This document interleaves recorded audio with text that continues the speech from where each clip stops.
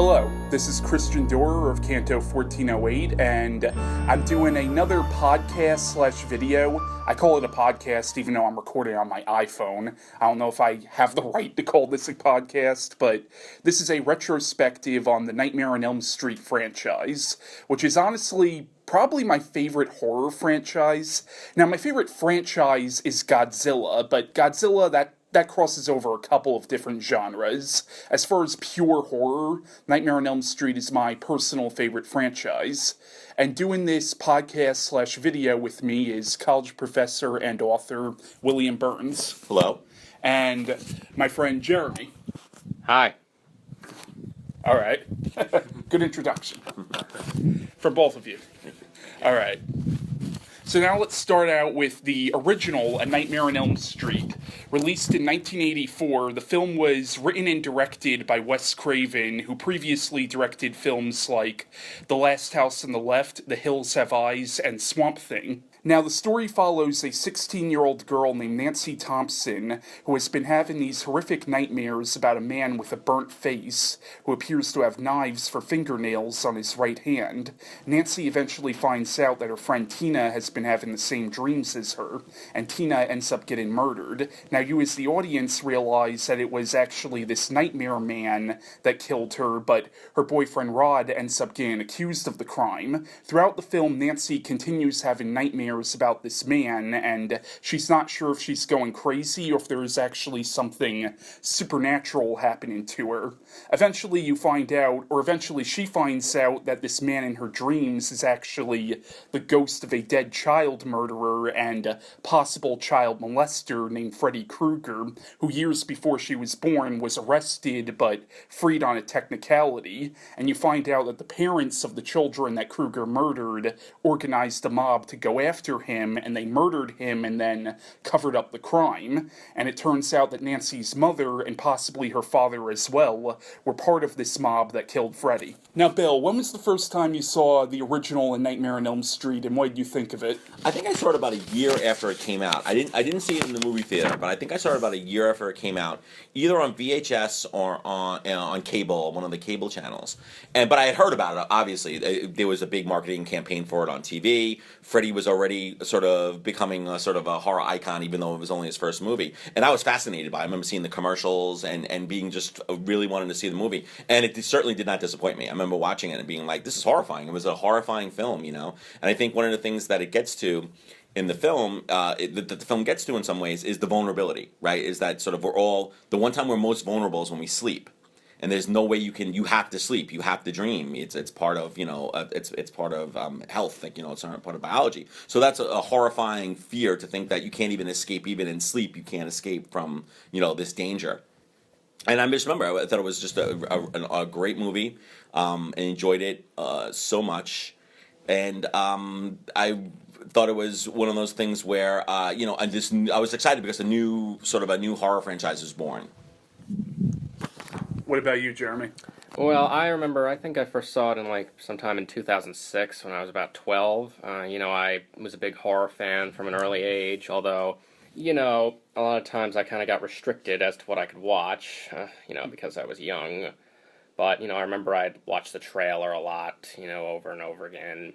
I used to do that a lot with movie trailers. I still do, and I just remembering thinking, this looks so scary. I really want to see this, and Freddy Krueger looks and sounds so cool, And yeah, I agree. The concept of someone who can get you when you're asleep is just absolutely terrifying. And I remember for the holidays, I got my parents to get me the box set of all the Nightmare on Elm Street films, and I just would watch. I tried to watch them as often as possible because they were so entertaining and just scary and a lot of fun to watch. Now, I first saw this movie at the age of 10. This was actually around Christmas time of 2003. I saw the movie on on demand, and I remember being really freaked out by this movie, and even at the age of 10, I found it to be such a sophisticated concept, the idea that your dreams could actually kill you. And that's what really affected me about this movie, is the fact that, as Bill said, human beings need sleep, and how do you prevent yourself from sleeping? And the whole idea that what if your dreams could physically harm you, that is a terrifying idea. And also, when I first saw this movie at the age of 10, I really empathized with the main character of the movie, Nancy, and I really felt for her. And this is a personal thing, but Heather Langenkamp was one of my first, movie crushes.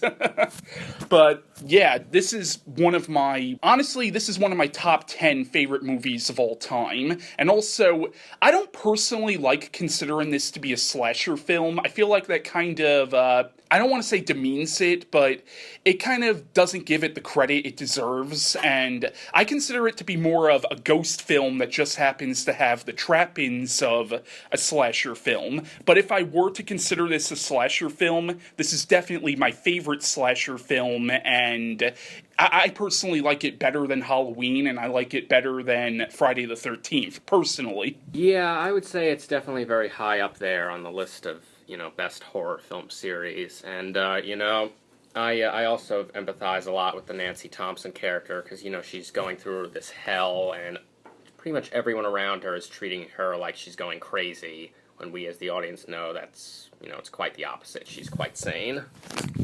Well, it's funny because in rewatching it recently, being that I'm quite far away from being a teenager, I started looking at the adult characters and thinking about more of the adult perspective in the film. And I think that's in some ways is just as terrifying as the teenage perspective, because the parents' perspective in this film is, I guess their perspective is, first of all, to dismiss the kids, not listen to them, But also is, I think there's also their past role in creating the very evil and the very monster that's sort of coming after their children.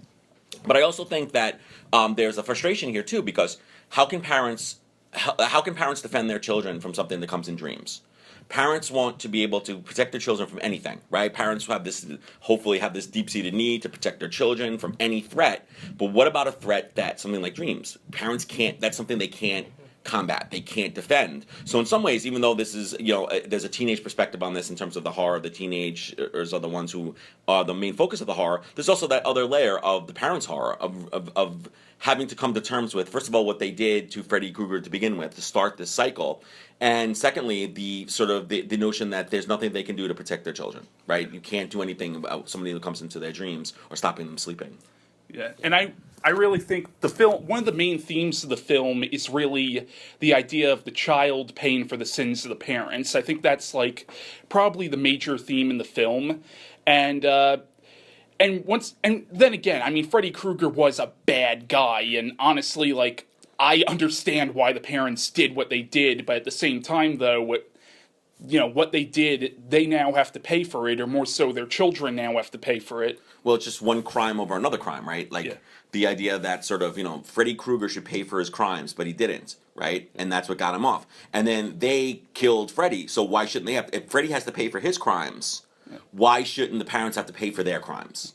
Right, I think that's what Craven does. It's quite it's a deep kind of suggestion, right? That no sort of retribution, no revenge is worth the consequences of the action. Yeah, I agree with that, and also I think on the reason that a lot of the parents just don't want to believe the kids, especially Nancy, is just because they don't want to remember what they did and how they, even though he was a horrible person, they killed a guy. I think that's was a reason why Nancy's mother was an alcoholic, because she was just trying to forget about it. Now, this is something I've always assumed, but I've always felt like the movie was kind of implying that Nancy's mother and father were separated. Did you get that same, because they never say that flat out, but did you get that same feeling? Because it kind of seemed like they were separated. Yeah, I would say so. The parents are not very, loving towards one another. They're very distant, and you never see Donald Thompson, at home with Nancy. That's the point I would say. You never see John Saxon's character in the actual home. Yeah, and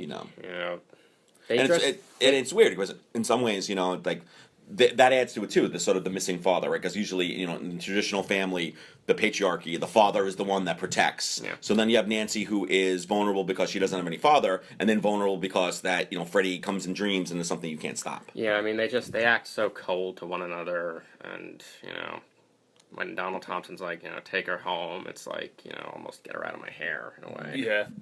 And one thing I thought was interesting is in the movie, you only find out that it was Nancy's mother who was part of this mob that killed Freddy. It implies that Donald was part of the mob as well, but they never say that flat out. I guess it's just something you're supposed to assume. Well, I always assumed that he was part of the mob, and yeah. I mean, I might be getting a little ahead of myself here, but in part 3... Well, in part 3, they established that, but I'm just talking about the first film as a standalone film right now. Oh, okay. Yeah. Yeah, I mean, I always assumed that he was part of it. I mean, why not? I mean, that's, their kids. Yeah. He probably felt betrayed by the law, which he fought to protect. And honestly, I almost feel like since he was a cop, he probably used his power to sort of cover up the crime, too. Yeah, probably did. And I personally think, as a film, I think this is Wes Craven's masterpiece. I think this is better than a lot of the films he's done. Now, Wes Craven, I do like the guy, or I like the guy, he's dead now, but what I mean is, he was a very hit-or-miss director for me. He's done some great films, but then he's also done some, in my opinion, kind of mediocre films as well. But I thought this is easily his best film, in my personal opinion. Yeah, I would agree with that. I think this and Hills Have Eyes, I think, are my two favorites. But I agree. I mean, I think Wes Craven's a really good filmmaker, but I was thinking of him as a sort of a second-tier filmmaker. I don't think he's up there with Carpenter, Argento, Cronenberg, and that, for me, that sort of that level, he's in a second tier with Tobe Hooper. And again, this is not to denigrate their abilities. I mean, they're awesome filmmakers. But to me, there's just something extra about people like Carpenter. I said, Argento and Cronenberg, for me, are really the top tier. Yeah, I would say for Craven, my favorite Craven films are probably this, Serpent and the Rainbow, and New Nightmare, which we'll obviously talk about those later on. all three of those are great. Yeah, I would agree that this is definitely Wes Craven's masterpiece. I mean, I would consider him one of the best horror directors, but that's, just my opinion. I also think Scream is one of his best films. But yeah, I mean, he did also have a few misses. Yeah, you see, I'm not a big fan of the Scream movies myself. I mean, I get why people like them. I see what they were going for, but for me, those movies for me personally, they just kind of missed the mark. Mm-hmm.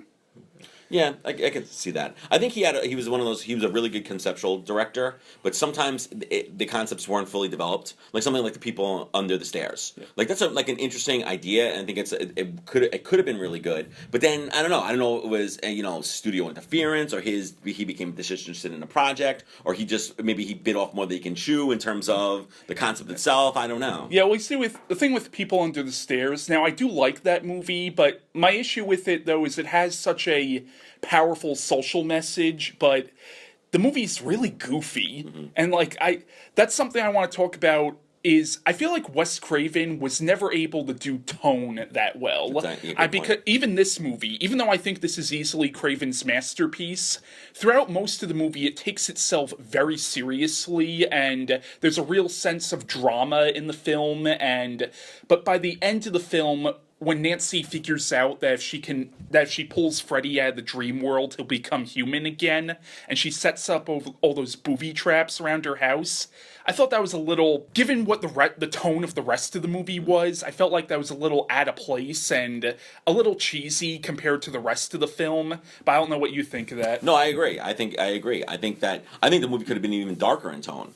You know what I mean? I think that the movie could have been even more darker. It could have been even more surreal, considering the idea of dreams, of the sort of irrationality of the sort of unreality of dreams. It could have been even more darker. It could have been even more. But I agree. I think that really sort of takes away from that dark, serious tone to have those things. Yeah. But I also think that but on the other hand, I think the performances in the film really speak well to the realism of the movie as well. No, I agree with that. And I think all the actors in the movie do great jobs, especially John Saxton as Nancy's father. The actress who played Nancy's mother, Ronnie Blakely. Okay, yeah, she was great in the movie. But but also the teenage characters. Heather Leichenkamp does a fantastic job in this movie. Honestly, Nancy is my favorite final girl from any... Even though I don't really like calling this a slasher film, it technically is, and I would say she's definitely my favorite final girl from any slasher film. Tina is a great character as well. Rod is a really good character. Honestly, the weakest character, in my opinion, is honestly Glenn, played by Johnny Depp in his first film role.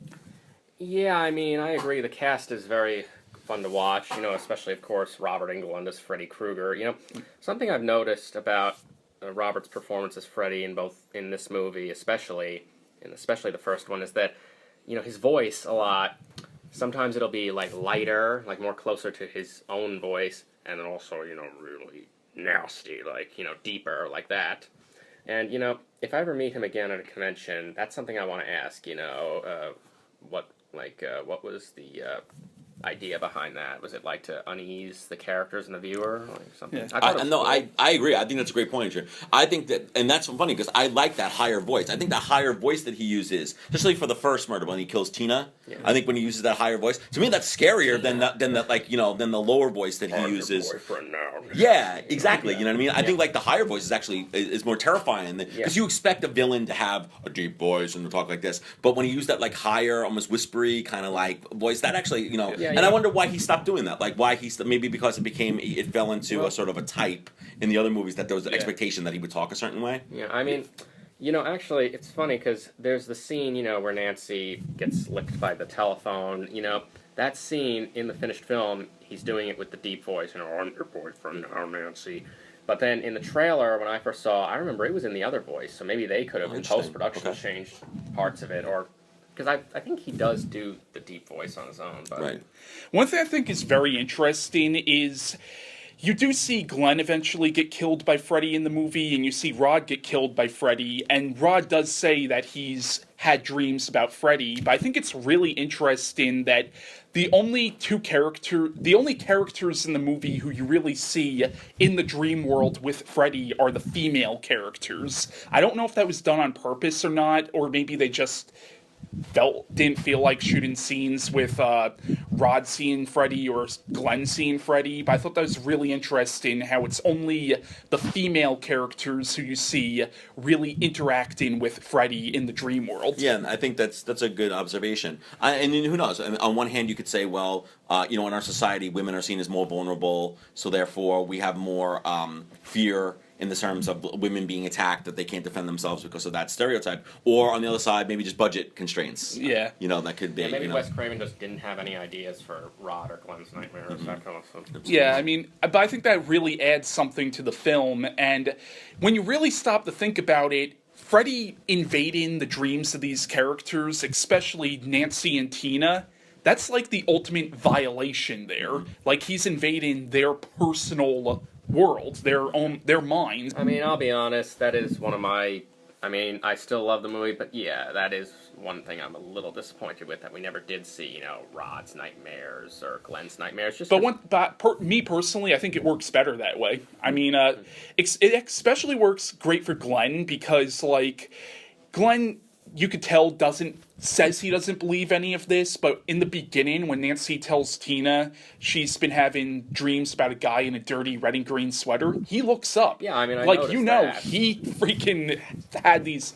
He's been having these dreams, too. Like, I thought that was a really cool moment. Yeah, I did, too. I just, I think it would have been interesting to... I mean, obviously, they couldn't have known this at the time, but wouldn't it have been great to have seen Johnny Depp, facing off against Freddy Krueger. Well, I also think too. I mean, one of the things, again, seeing this film, I think one of the things I really like about the film is that it does engage with a lot of, or critique a lot of the gender and social stereotypes, right? Because one of the things is, right, in society, men are not supposed to talk about their feelings. Yeah. Men are not supposed to talk about their dreams or their unconscious fears and desires, right? Men are not supposed to talk about those things, but women are allowed to, right? Yeah, so again, I think that might be part of playing into it as well. I think with the Rod character, even though we also don't see his nightmares, they still have that scene in the jail cell where he is, tearfully explaining, yes, I did have nightmares. And I think that did, add a new layer to his character. He's showing a vulnerable side after, showing himself to be this tough bad boy. We never really get that with Glenn. He never openly says, okay, yes, I have to admit, I've been having nightmares. This is a problem we need to deal with, which I think, I would have liked to have seen a little more development in that character. I could see that. One thing I want to point out about Rod, now the actor who plays him, I know in the movie he's credited as Nick Corey, but I know that's not his real name, but he actually said in the documentary that he had some drug problems around this time. And I hate to say it, though, I feel like that kind of adds something to his performance. Like, when he's, practically crying in the jail cell, you feel it. And I don't know if maybe the fact that he was on drugs had something to do with that. I mean, I'm not trying to imply that, oh, you should take drugs if you want to be a good actor. I don't want to give that message, but I feel like that kind of added something to his performance, even though it wasn't a positive thing for him to be doing. But yeah, I think the jail scene where he's telling Nancy that he's had nightmares, I think that is one of the best scenes with the character. Yeah, and I also loved, when he's talking about how he saw Tina get killed, you feel so bad for him because you could tell he feels like he failed as her boyfriend. He failed to protect her. It's also just a matter of him, he was just in the wrong place at the wrong time. Tina gets, cut open pretty much, and, he's the only one in there. Of course they're going to think it's him, it's just... You feel sorry. That scene is amazing when she gets pulled against the walls and that's horrifying. I mean, what a horrifying, it's so slow and exactly he takes his time and it's all the more horrific. And especially, I mean, that's a death scene, or even Rod's death scene, where you really feel something, which is lost, I think, in the later movies it's just innovative kills or how funny can we make the kills. You don't really have that sense of drama or that sense of connection that you have with especially some of the murders in this film. I mean, you can really feel the terror that Tina is experiencing as Freddy is invisible and dragging her along. Sure. And the terror Rod feels at the same time too. Yeah, and this is something I want to point out. Now, part of me almost feels like it would have been scarier if you didn't know where Freddy came from, if you didn't know that he's the ghost of a dead serial killer, maybe he's just some demon. But part of me almost feels like it takes something away explaining his origin. At the same time, though, his origin also adds into what the theme of the movie is. Yeah, I agree with you. Usually I hate in horror movies when they explain every little detail, but the fact of that Freddy is a metaphor for so many things in the film, I think there's got to be some explanation there of his background. Yeah, I agree. I think, you can't have the terror of the characters can't have the terror of knowing, oh my god, my parents did this, and now I have to pay for it without knowing what the parents did. Yeah, that is true, and one thing I like about Robert Englund's performance in this movie is even though you find out that he used to be human, in the film itself, he comes off as being so inhuman. This is something otherworldly. Yeah, and he gives it this sadistic glee. The character really enjoys terrorizing these characters. I mean... he loves scaring these kids. Especially in that scene in Tina's nightmare where he goes, Tina, watch this, and he cuts off the fingers and the green gook is coming out. That's a scene that really affected me as a little kid watching the movie, especially the scene where he cuts open his stomach and the maggots come out. That also really kind of... Yeah, I mean, and it was... I think Robert did inject a lot of humor into the role, but in this movie, I think he was also very restrained. He didn't let it get too campy. Yeah, well, it was just the right amount. There's a little bit of humor, but it's dark humor. It's more sadistic kind of humor. And once again, that's one of my problems with the ending, is I feel like, in general, it's a pretty dark movie, but by the end of it, they kind of throw the tone out the window. But as a little kid, I liked the ending because it was kind of cathartic to see... Because Freddy was such a terrifying character, it was almost cathartic to see Nancy finally turn the tables on him at the end. But as an adult watching the movie, it does sort of ruin the tone of the movie. And I also think it's jarring in the sense that some of the early scenes, the more surreal scenes in the film, are almost poetic or real, like you said, a very sort of... it definitely has an element of sort of irrationality, but there's also like the scene where you see Tina and she's in like the plastic body bag and blood. It's like it's a horrible scene, but she's beautiful. It's like a weird kind of connection there. Where by the end, a lot of and then especially until I later. do want to point out that classroom scene. You could tell Craven was definitely sort of copying the classroom scenes from Halloween. Yeah. But still, that's one of my favorite scenes in the movie, just because you have that kid reading Julius Caesar and like the way he reads it reading is in a very slow, eerie Right, voice. right. What you could tell that was probably in the dream where that was happening. I want to point out that Lynn Shay plays the school teacher, and Lynn Shay is the sister of the producer Robert Shay. A lot of people now would probably know her from the Insidious movies, but it was still knowing like what. I don't know what she did before this, but it was cool seeing her in this movie, knowing what she would do later on. Yeah, it's great to see her too. And, the classroom and hallway scene in the movie, I think, is, one of the creepiest. I mean, there are a lot of creepy parts in the movie, but this especially because, she's seeing her dead best friend in a body bag, just smiling, saying, Nancy, Well, she wasn't really smiling. Oh. She came off as more tortured than anything. Like, you got this whole idea that Freddy was, like, keeping her ghost hostage or something and torturing... And then the trail of blood. Yeah. Like, that's really, that's creepy. That was good. But, I shouldn't have said smiling. But my point is, it is creepy to see that. And then, of course, you see it getting dragged down, the trail of blood on the floor. Why the hell did I say smiling? Yeah. I do want to point out some of the history of this film. Like, Wes Craven actually based a lot of the ideas of this film off of a few newspaper articles he read about, I think they were like Asian immigrants, but they were young kids who were terrified to go to sleep, and they were convinced that if they went to sleep, they would die. And they ended up going to sleep and dying. And the way Wes Craven tells those stories in interviews is really creepy. He also based a lot of the look for Freddy Krueger off of a man he saw when he was a child. Jeremy, you know this story, right? Yeah, I've heard it in interviews with Wes Craven lots of times, and I think it's just great how he used this, real-life experience that he had to, create this character and also... tell the story. I think it's great when, writers take, like I said, real life or real world experiences to tell stories. Now, is it true that he also named Freddy Krueger off of a kid who bullied him? Yeah, I'm pretty sure it was. And I gotta say, that kid was probably just, kicking himself after this movie came out saying, why'd I bully that kid? It's like karma. I don't know. I feel like that would be kind of cool. It's like, I inspired one of the greatest horror movie villains ever. Now, this person is it true that it was a janitor or a school or something? Is that okay? Maybe I'm misunderstanding. I just think it's interesting in the film, like the emphasis on basements and furnaces.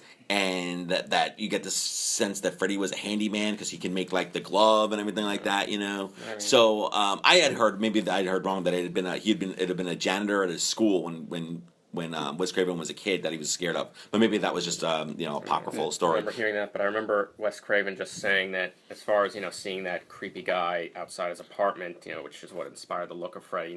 He also said that the fact that this guy clearly took so much pleasure in scaring a child was like the basis sort of for Freddy too. I do want to point out that there were other films that had similar themes and ideas to A Nightmare on Elm Street that came out before it. Like, there's a movie called Dreamscape, which came out the same year, and Wes Craven was actually afraid that the movie would affect the success of this movie because it had such similar ideas to A Nightmare on Elm Street. But Dreamscape is an awesome movie in case you haven't seen that one. There's also a movie called The Slayer, which had some similar ideas as well. Even Phantasm, the first Phantasm movie, was somewhat similar in the sense that there were scenes in the first Phantasm movie where you weren't sure if it was real or a dream, and you almost got the idea that the tall man was able to enter Mike's dreams in that movie. So, A Nightmare on Elm Street, while I'm not accusing Wes Craven of ripping those other movies off, it does have similar themes to those movies that came before it. It's not even the first thing that really introduced the idea that dreams are more real than we think. Like, even didn't Lovecraft write a few stories that were sort of similar to that? Yeah, beyond the wall of sleep, and there's a few of them that he was very. He had his home, the Dream Quest of Unknown Kadath, and he was very much into the sort of the dream world kind of motif. Do you think Craven might have taken some inspiration from that at all? I'm not sure. I don't think so.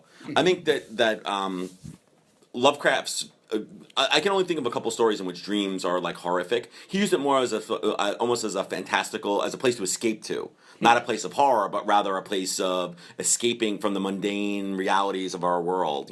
But it's funny. I think that thinking about the other films that you mentioned and the connection with with dreams and being surreal, I actually think Phantasm does more with the surreality of dreams than Nightmare on Elm Street does. All right, that's a good point.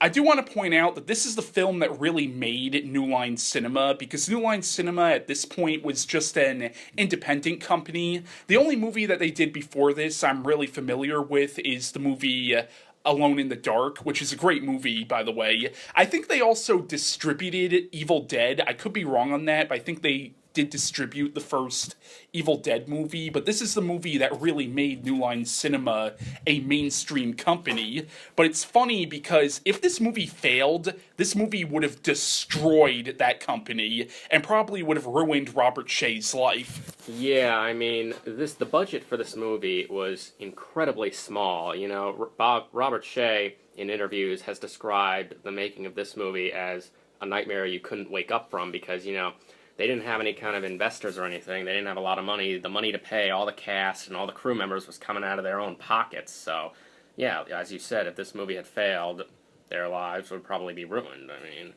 it was the tensions on the set were very high. I mean, that was just the atmosphere of it because of the situation. I heard Robert Shaye and Wes Craven really did clash a lot during the filming of this movie. They did, and that's unfortunate. But, Bob Shaye, because Wes Craven had shopped, the script around to a lot of studios for a while, and they all just said, yeah, no, we're not interested. Bob Shaye was the one who saw the potential and said, yeah, let's do this. So I have to, give Bob Shaye that. I think Bob Shaye deserves a lot of credit for not just this film, but the whole series overall. I think he really has played a major part in the history of Freddy Krueger. Yeah, I agree with that. I mean, it wouldn't be...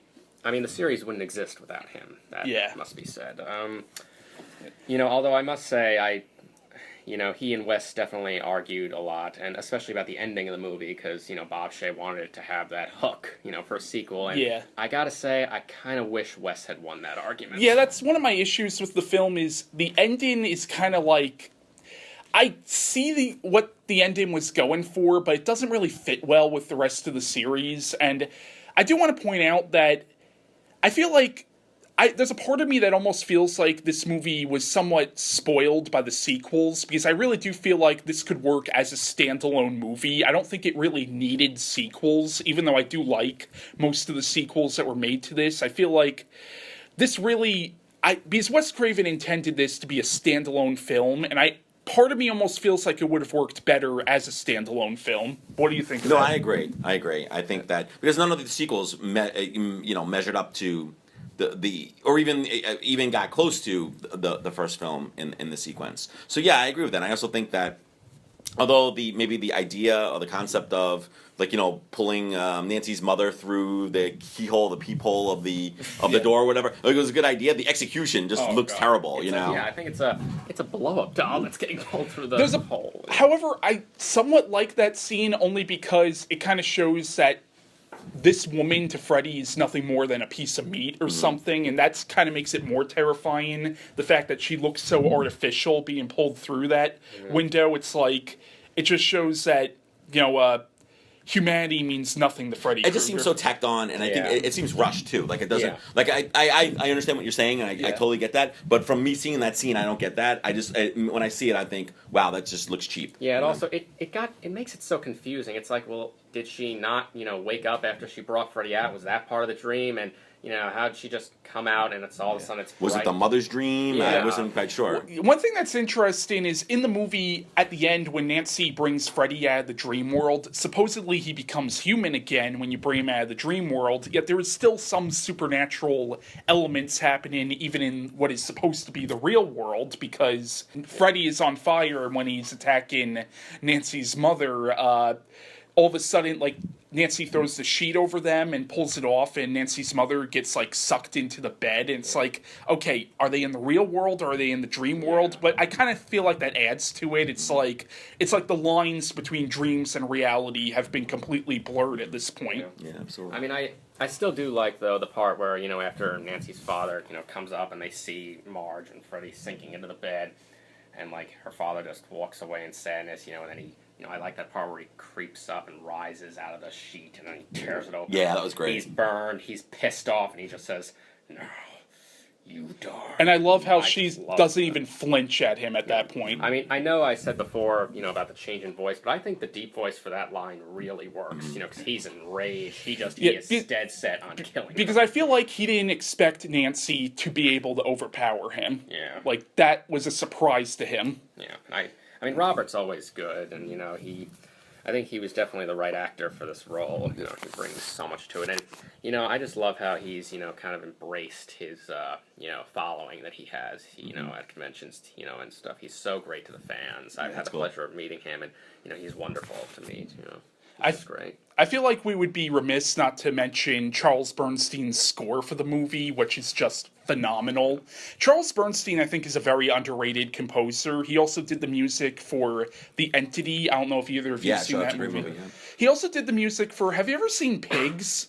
Yes. Yeah, he did the music for that movie as well. Yeah, Vinegar Syndrome just put that out, right? That's a while ago, yeah. But, he's a great film composer, and this is definitely one of my favorite horror scores, I think. I love that motif. It almost sounds like it's like an Asian instrument that he plays. There's that one sort of motif that plays throughout the film. Is it like do? Yeah.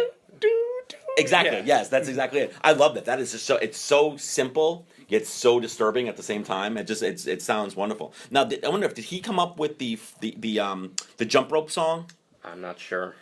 I heard that was actually Heather Leichenkamp's boyfriend at the time who came up with that, because her boyfriend at the time was a musician, and I think he came up with that little rhyme, actually. That's what Heather Leichenkamp said in the documentary. Mm-hmm. Yeah. That song also just adds to the creepiness of the film, especially when combined with the musical score. They're also, back when Freddy was still alive and he was a Springwood slasher, maybe the local kids kind of heard about him and made up this song. And that's what I think it was.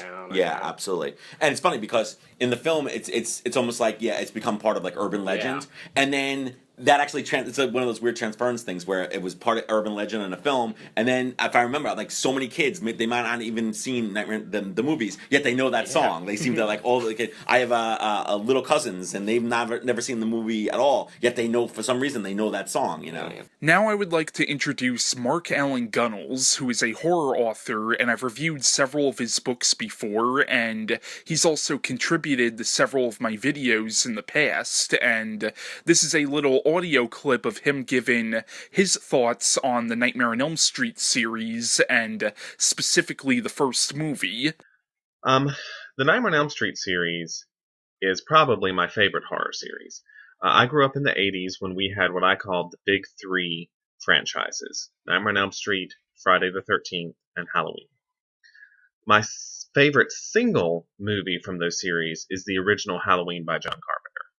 But when it comes to overall series, Nightmare on Elm Street is my favorite.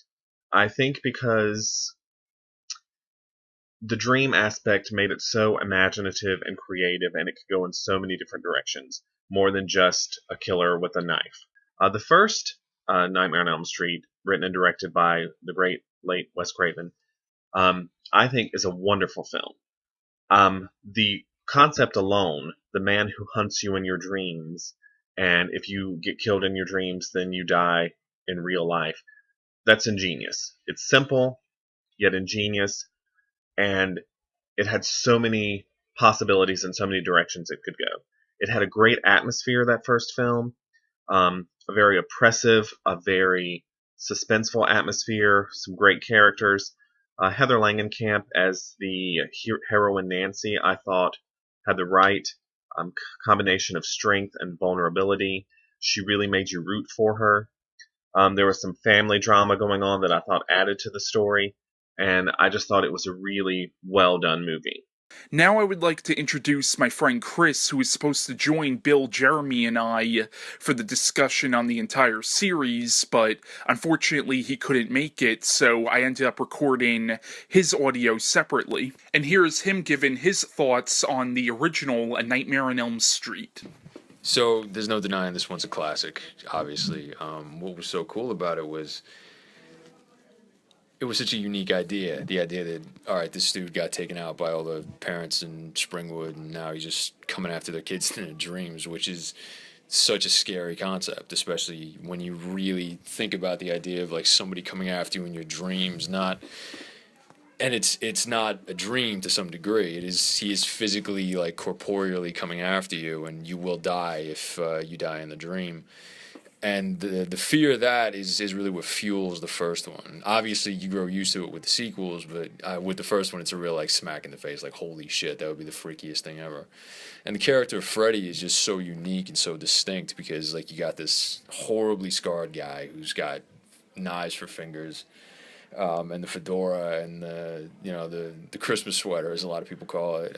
It all just, like, comes together so well, and it makes this character so unique and so interesting. And I always enjoyed that scene where he's chasing Tina in the opening. It's so it's so freaky even today, like where he starts cutting his fingers off and everything. I love the original so much. Nancy, I think Christian agrees with me. She's one of the best final girls ever. Heather Langenkamp, yeah, she really kind of delivers. I rewatched it recently, and admittedly, some of the acting kind of had me going, but Heather really, yeah, she's really keeps you invested in the movie. It's a great part. Johnny's obviously got such a unique death that people are still like joking around about, and even like her mother. I like the relationship between Nancy and her mother in this because her mother is just like jaded and totally stoic about what's going on, and Nancy's just like, you need to like cut this shit and talk to me about this because like obviously there's a problem. Kids are getting murdered. And it even speaks more to Nancy's resourcefulness that she just kind of like steps up, knows that there's something that has to be done, and then actually in effect comes after him rather than him coming after her.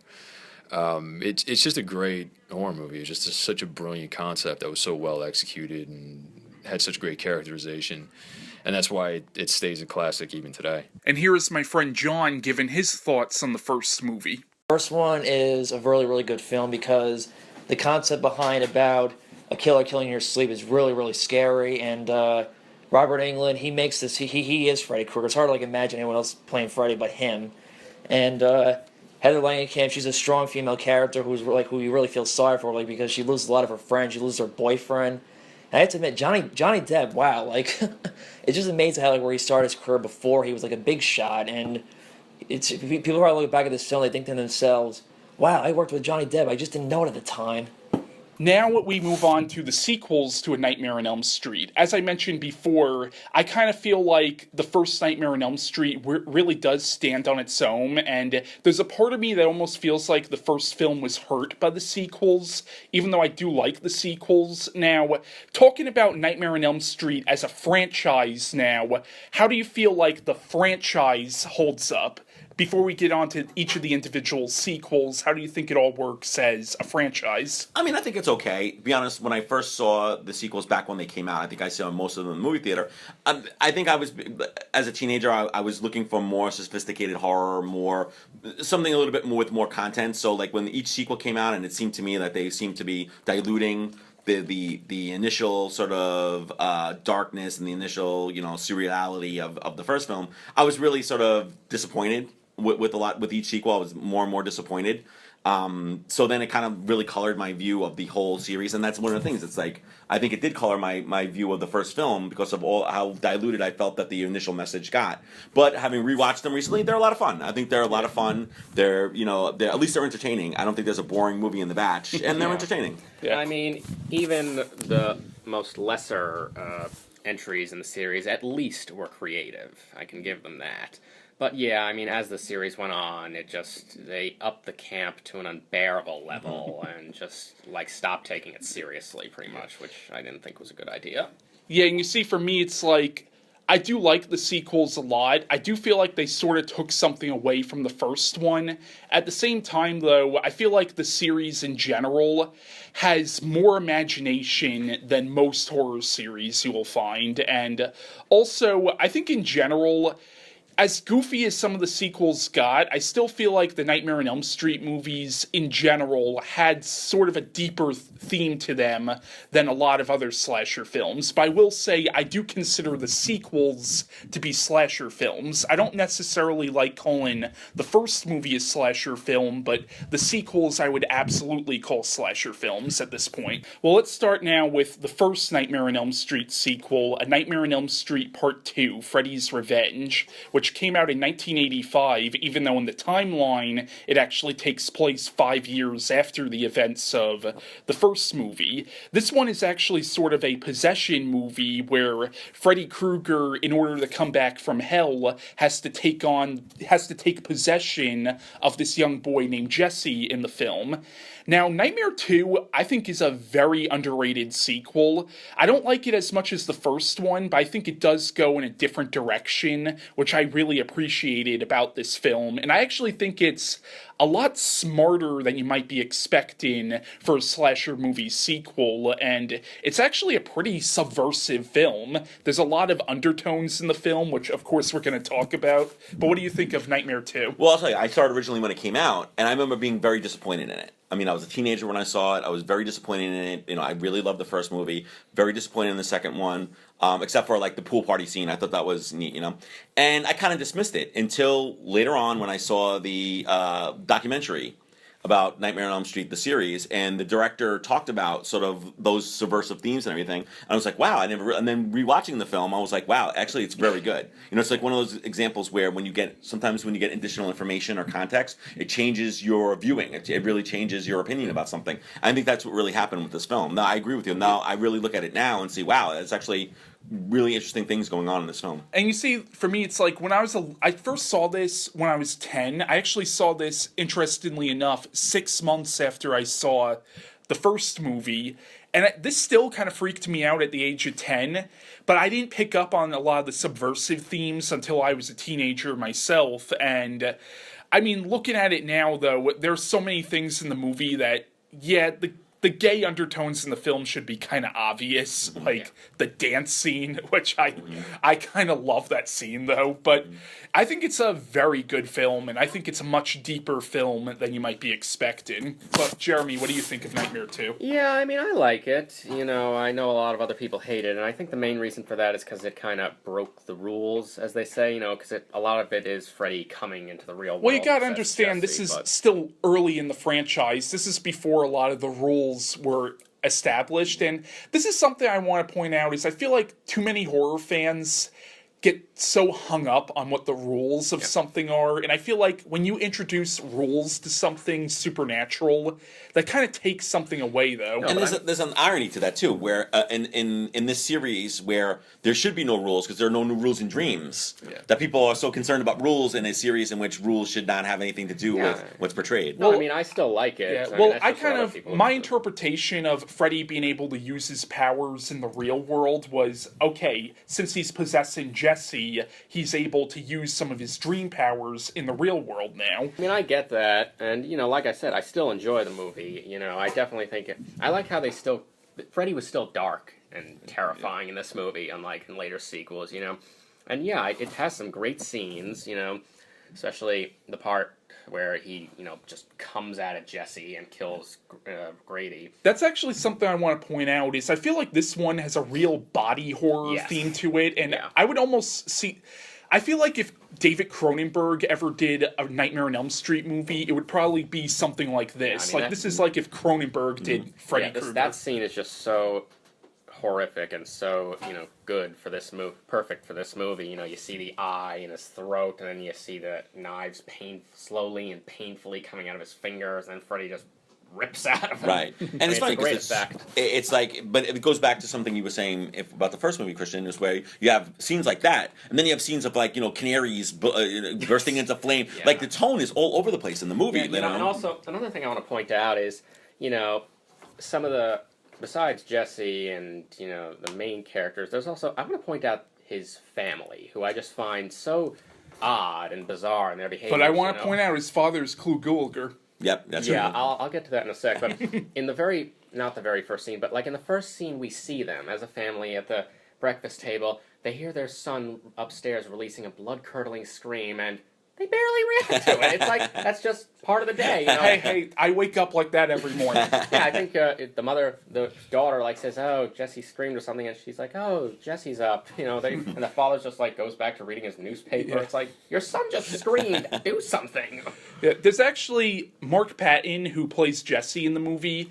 He wrote a book that acted as sort of a sequel to this about what happened to Jesse afterwards, and in that book he actually implies that the father was molesting him or something, like, which is kind of interesting. It also shows you how much this movie really affected Mark Patton's life, that he ended up writing a whole book about his character from this movie. Yeah, I had heard that he had written, like, you know, that book, which I think he called Jesse's Journals. I never got around to reading it, though, but I heard, you know, basically the gist of what was in it, you know, his father being that kind of guy, you know, and also his platonic love for Lisa, you know, things like that. I read about... I do want to point out, like, the relationship between Jesse and Lisa in this film is, like, I like how traditionally in a lot of movies you have, like, the male character having to save his girlfriend. Here it's the complete reverse, where it's the female character having to save the male character. I thought that was really interesting. Yeah, Jesse almost becomes the final girl. Yeah. He even, he actually said...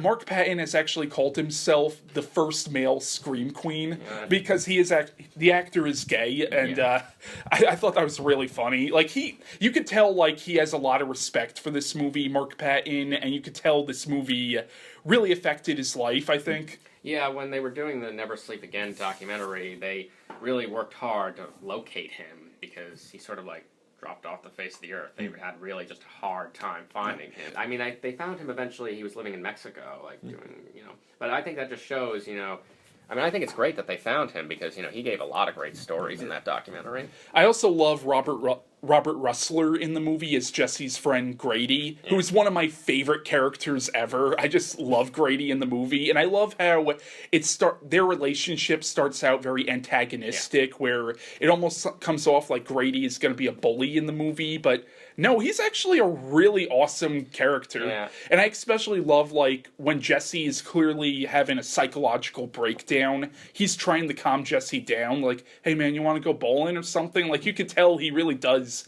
care about this guy. That's the one in the cafeteria, right? Yeah. And he's chewing food at the same time. Yeah, it's like, shut up, Grady! Yeah, another character I really want to talk about is Coach Snyder, who is, he's one of the biggest pricks I've ever seen in a movie. I gotta tell you, you know. Talk about sadistic. Oh yeah, and it's implied that this guy keeps making Jesse and Grady do push-ups, you know, out in the hot sun because he, you know, gets off to it. As Grady even says while they're doing their push-ups, this is how he gets his rocks off. Yeah. He likes pretty boys like you. Yeah, and he goes to the S&M bars, and I gotta say, when Jesse goes there and he grabs his arm, it's like, this is outside school, dude. What are you doing? Yeah. You know, making him go. Yeah, I would have loved to have seen how Coach Snyder was able to get Jesse to go with him to the school to make him run laps. I mean, maybe he threatened to report him to the police for underage drinking. I don't know. Right. But still, it's like, what? Yeah, I mean, this is not school, you know. If he tells you to start doing laps, just say, you know, no, you're not doing that. Bullshit.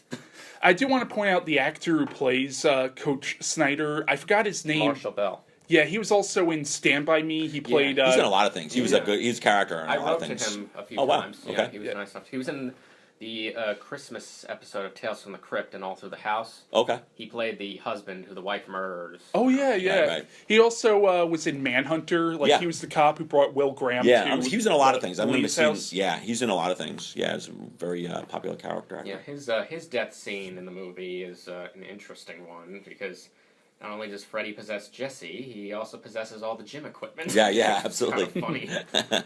Yeah, I also love, like, the line where Grady's like, yeah, and she's female and she waits for you in the cabana and you want to sleep with me. Yeah, Like, so- you could definitely see some of the gay undertones. I do think a lot of them were probably accidental, but some of them I think were definitely obvious. Yeah, I think the writer of the movie for a while tried to insist, no, it was all just a coincidence, but then in the Never Sleep Again documentary, he admitted, yeah, I did that intentionally. Yeah.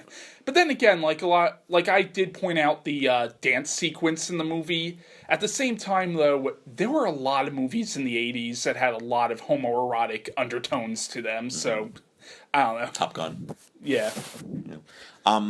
I thought that the pool party sequence that's a really great sequence. Yeah, that's a when Freddy great scene. sort of traps them in there and everything like Yeah. that. That's like really horrifying. Bursts out from the ground. Yeah, that was really well staged. Yeah, and also, not only that, but that one idiot who tries to calm him down, saying, we'll help you. Yeah. We'll help you. I'm here to help you. I like help yourself. And I love in that scene, Freddy's has this look on his face, like, what the hell are you doing?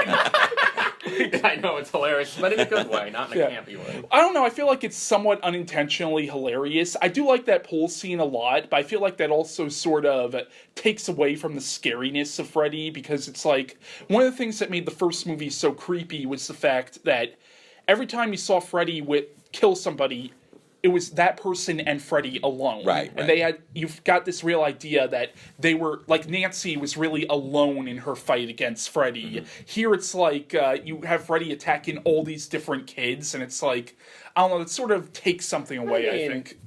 I guess I could agree with that, but at the same time, they are still terrified of him. They're all Right. gathering in a corner, like, trying to stay away from him. So I think it is still scary to a degree. Now, how much of it do you think, because there's a part of me that is assuming that Freddy, like, caused Jesse to physically change into him, but then there's a part of me that's almost like, what if that's actually Jesse killing them, but it's all in his head as Freddy Krueger and stuff. I mean, I know the ending sort of implies, the ending I always assumed was sort of a dream sequence, just like the ending of the first movie. Yeah. But, there's almost the implication, or at least I sort of got the implication that Jesse isn't really physically changing. It's like, it's actually him killing those kids, but... Yeah, I mean, I've kind of thought of that too. I mean, maybe we see him as Freddy, but really it's just Jesse with the glove, and doing all that stuff. Although, I mean, it would especially make sense in the case of the death of Coach Snyder, because he really hated Snyder, because Snyder was a sadistic asshole. Well, I mean, I still assume that Freddy's there, like there's something supernatural, but I'm wondering how much of the supernatural is bleeding out into the real world. Maybe Freddy just took over his rage, Yeah. Yeah, and his death, when he actually does, slash his back, that's a great effect. Yeah, absolutely. Yeah. I do want to point out the movie's directed by Jack Shoulder, who I think is a very underrated director. He also directed the movie Alone in the Dark, which came out, which I mentioned before. It was like an early New Line Cinema movie. He also directed a movie called The Hidden. I don't know if either of you saw that, but that's a really good one. He also directed Wishmaster 2, but he's a good director. I like Jack Shoulder a lot. Yeah, I mean, I think he did a good job with this movie. It couldn't have been easy taking over from the great Wes Craven, but I think he did an admirable job. What do you think of Christopher Young's score in the movie? It's good. It's good. I don't think it's as good as Charles Bernstein's score, but yeah, it's adequate. It's good, and Christopher. He's a good composer. The only thing is because he did Hellraiser, right? The Hellraiser he did film. Hellraiser. It always just bothered me because I'm a big fan of the group Coil, and they were the ones that were originally going to do the score for Hellraiser, and then they kind of got kicked off the project, and then Christopher Young took over for them. So I always held it against them. I don't know if it's fair to hold it against them, but no, he's good. I mean, I think he does good scores. I don't think he's like in the tier of like great composers, but he's adequate. Yeah. And I also want to talk about Grady's death in the movie, which I think is really brutal because, first of all, he has to watch helplessly, as Jesse is transforming into this horrible monster, similar to how Rod in the first movie had to helplessly watch as Tina was getting killed. And also, he's like, I mean, he just, not only does he get stabbed, but it goes through him and the door, so that's gotta hurt. Well, any closing thoughts on Nightmare on Elm Street 2? Yeah, I think it's a very good entry in the series. Obviously not as good as the first, but I'll take it over some of the later entries any day. Yeah, I agree. I think it's a good entry. Again, I think it's interesting that It became better for me once I found out more about the behind the scenes, the making of it, or the intentions, or the themes. It became even more interesting to me after finding out about those things than in my initial viewing. I do want to point out, before we move on to Nightmare on Elm Street 3, I want to point out that Freddy's makeup in the movie, which in this movie is done by Kevin Yagher, who also did the makeup for the next two movies. This is my personal favorite Freddy makeup. I feel like Kevin Yagher does a great job at really making Robert Englund look like a burn victim in this. And there's also a weird, slimy, wet texture to Freddy in this I thought really worked. Absolutely, yeah, because I think in the later ones it looks just like a mask. It looks like, they took no real pride in the work they were doing. Where in this one, I agree with you. I think it looks great. And just one more quick thing I want to mention about the movie that I just remembered now is that when they filmed, toward the end of the pool party scene where Freddy kind of makes his exit and, fire erupts. I remember reading in Robert Englund's autobiography that he was very nervous about doing that scene, because he's working near fire. And I remember either the director or some other crew member said, you gotta just walk through it, because Freddy fucking Krueger isn't afraid of fire, and he just responded, well, Robert fucking Englund is. Here is Mark Allan Gunnells' thoughts on Nightmare on Elm Street 2. The second movie, Freddys Revenge, that was a movie I didn't like when I was younger, but has grown on me as I've gotten older. Until now, I really enjoy it. What I like about Freddy's Nightmare is that it's a sequel that doesn't just try to copy the original. It actually tries to do its own thing and tell its own story. In some ways, it's more of a possession tale, with Freddy Krueger trying to take over the body of the hero, Mark, in the movie. And, I'm sorry, Jesse. Mark was the actor who played him. But I thought that was an interesting way to go. There's some very creepy scenes in it. I think the opening on the bus is wonderful. Just little moments like when he opens the door to his younger sister's bedroom, and she's dressed all in white, jump roping, singing the Freddy song. The film is also noted for its homoerotic nature, which is definitely there. The screenwriter was gay, the lead actor was gay, but I also thought that was interesting and something you didn't see in a lot of mainstream horror films at the time. So I liked the different direction they tried to take it. Here are Chris's thoughts on the second Nightmare on Elm Street movie. 2 and 5 are the ones that get the most shit, and I see why. But this one, I think, does deserve a second look, because it tried something different from the first one, where Freddy is now, in effect, kind of possessing somebody, kind of getting him to do his bidding, and it's freaky to watch, especially from Jesse's point of view. The scene that really sticks out to me is the scene where Freddy kills the gym teacher. He's in the shower, chained up, and then the slash marks just go down his back. It's really fucked up and really off-putting. And then in that one really freaky bit just after, Jesse realizes the glove is in his hand. It's just imagine yourself being in that situation, kind of going back to the first one where you try to imagine yourself being in that situation. And I do like this one, despite the fact that a lot of people kind of look down on it. There's a lot of great scenes in it, especially the one that really sticks out, and then I think about it again, is the scene where Freddy just starts pulling his scalp off and you can see the brain underneath. That is just insane effects work, and it looks so fucked up and so cool. The ending is kind of weak, but it's to be expected, I guess. And what's really weird is if you watch these in kind of sequential order, it really feels closed off from the other ones. Each one kind of bounces off the other one that came before it really well, but this one, it's sort of just almost like a very isolated chapter from the rest of them, because it's weird that nobody really mentions Jesse in any of the other ones, or that Freddy did come back before the events of Dream Warriors. It's kind of weird that it just kind of falls by the wayside.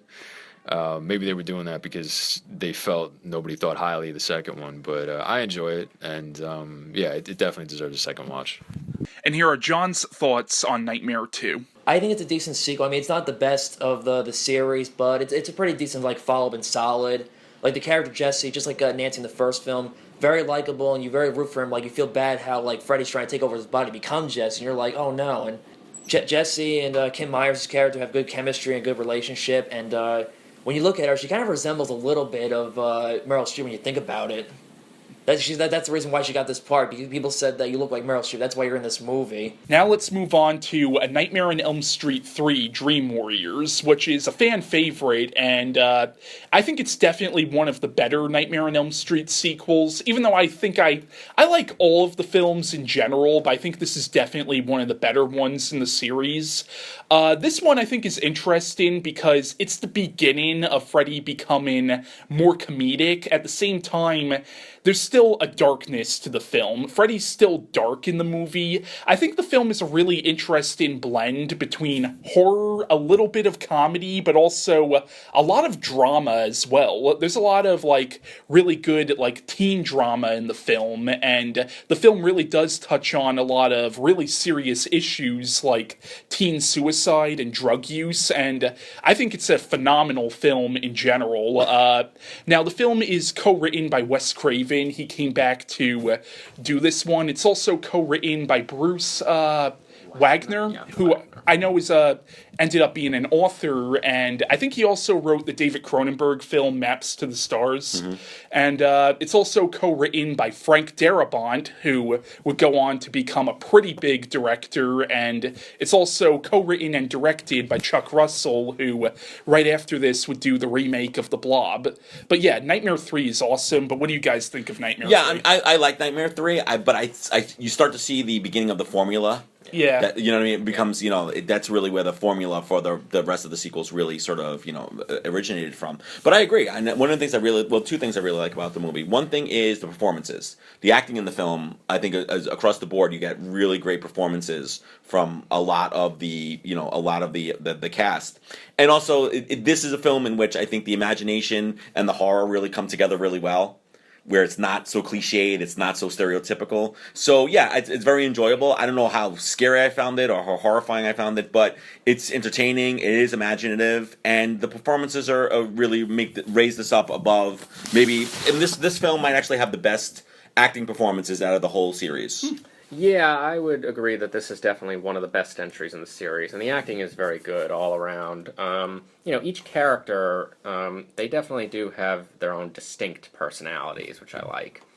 And you do, as with the victims in the other movies, you do feel sorry for them because, they're in a psychiatric ward, they're not treated totally great by the staff. Yeah. And here's the thing, like, the staff in the movie I think are really interesting characters because you have the character of Max, played by Lawrence Fishburne. Yeah, no, you could tell he cared.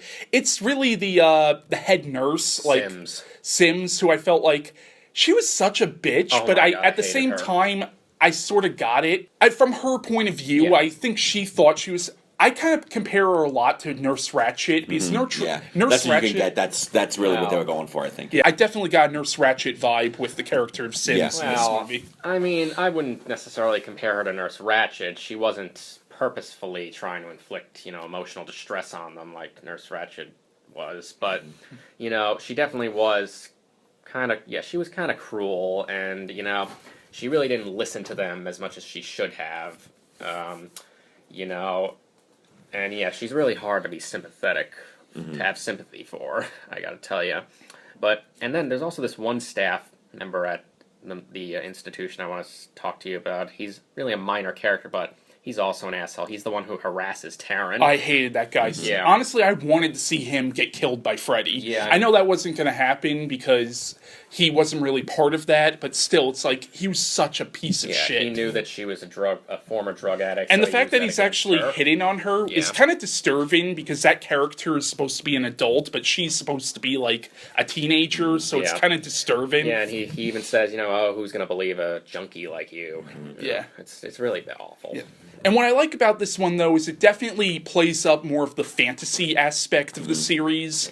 And I like how this one is almost, in a way, is almost a superhero film in a way, where they all have powers in the dream world, which I thought was a really interesting angle to go for this one. Like, you see them really start to try to turn the tables on Freddy. But see, you lose the vulnerability of the victims. Yeah. And that's why I think this wasn't as horrific, because they could fight back and they could do those things like that. I mean, so it's like I said, it's still a very imaginative film, but I think it definitely loses the tone from the first two. It does, but but the thing is, though, this was kind of intended to be the final film in the series, and I think if it was, it would have made a great trilogy. And I think if this were the final film, that's where it would have worked. It's like, finally you see Freddy get the tables turned on him, and you see this horrible monster finally get his comeuppance. Like, that's... I think I see your point, like, it's especially seeing what it would lead to in the other sequels, but I think if this were the final film, it would have... them becoming almost like superheroes would have worked. Sure. Yeah, I mean, I think it's very entertaining, and it was clever to have, these kids try to use their dreams to empower themselves against Freddy, and,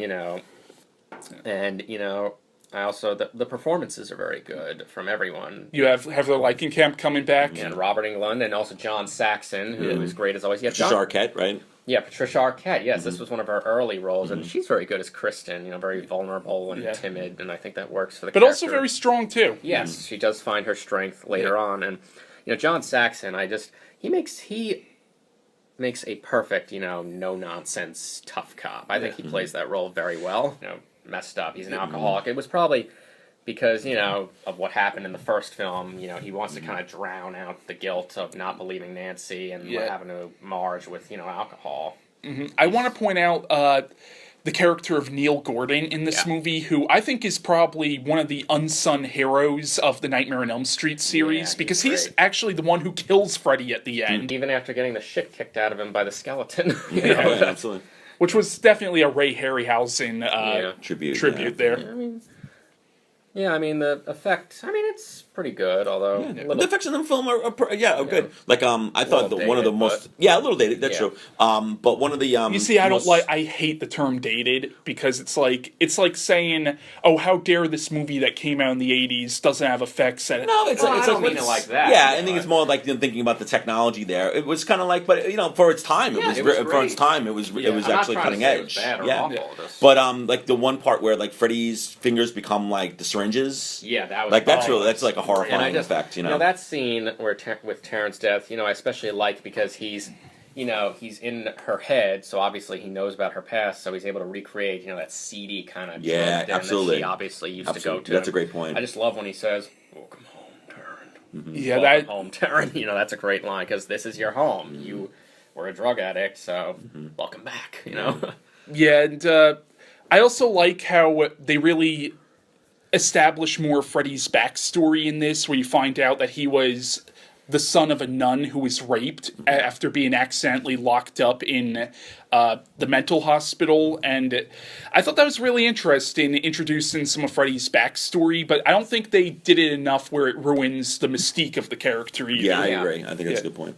And what do you think of the character of Amanda Kruger, because you see her ghost in the movie and stuff? Right. Yeah, that one again. That would have made a interesting more backstory on her.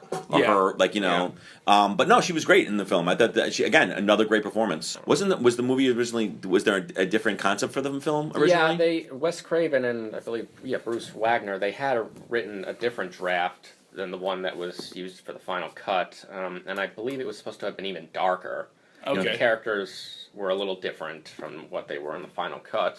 Yeah, it was actually Chuck Russell and Frank Darabont's idea to really introduce some of the humor in that. And what's funny is not in the Never Sleep Again documentary, but on one of the documentaries on the old DVD set that came out in 1999, they interview Chuck Russell and Frank Darabont, and they actually kind of apologize. They're like, yeah, we're kind of responsible for the goofy Freddy. Oh, wow. Okay. Yeah.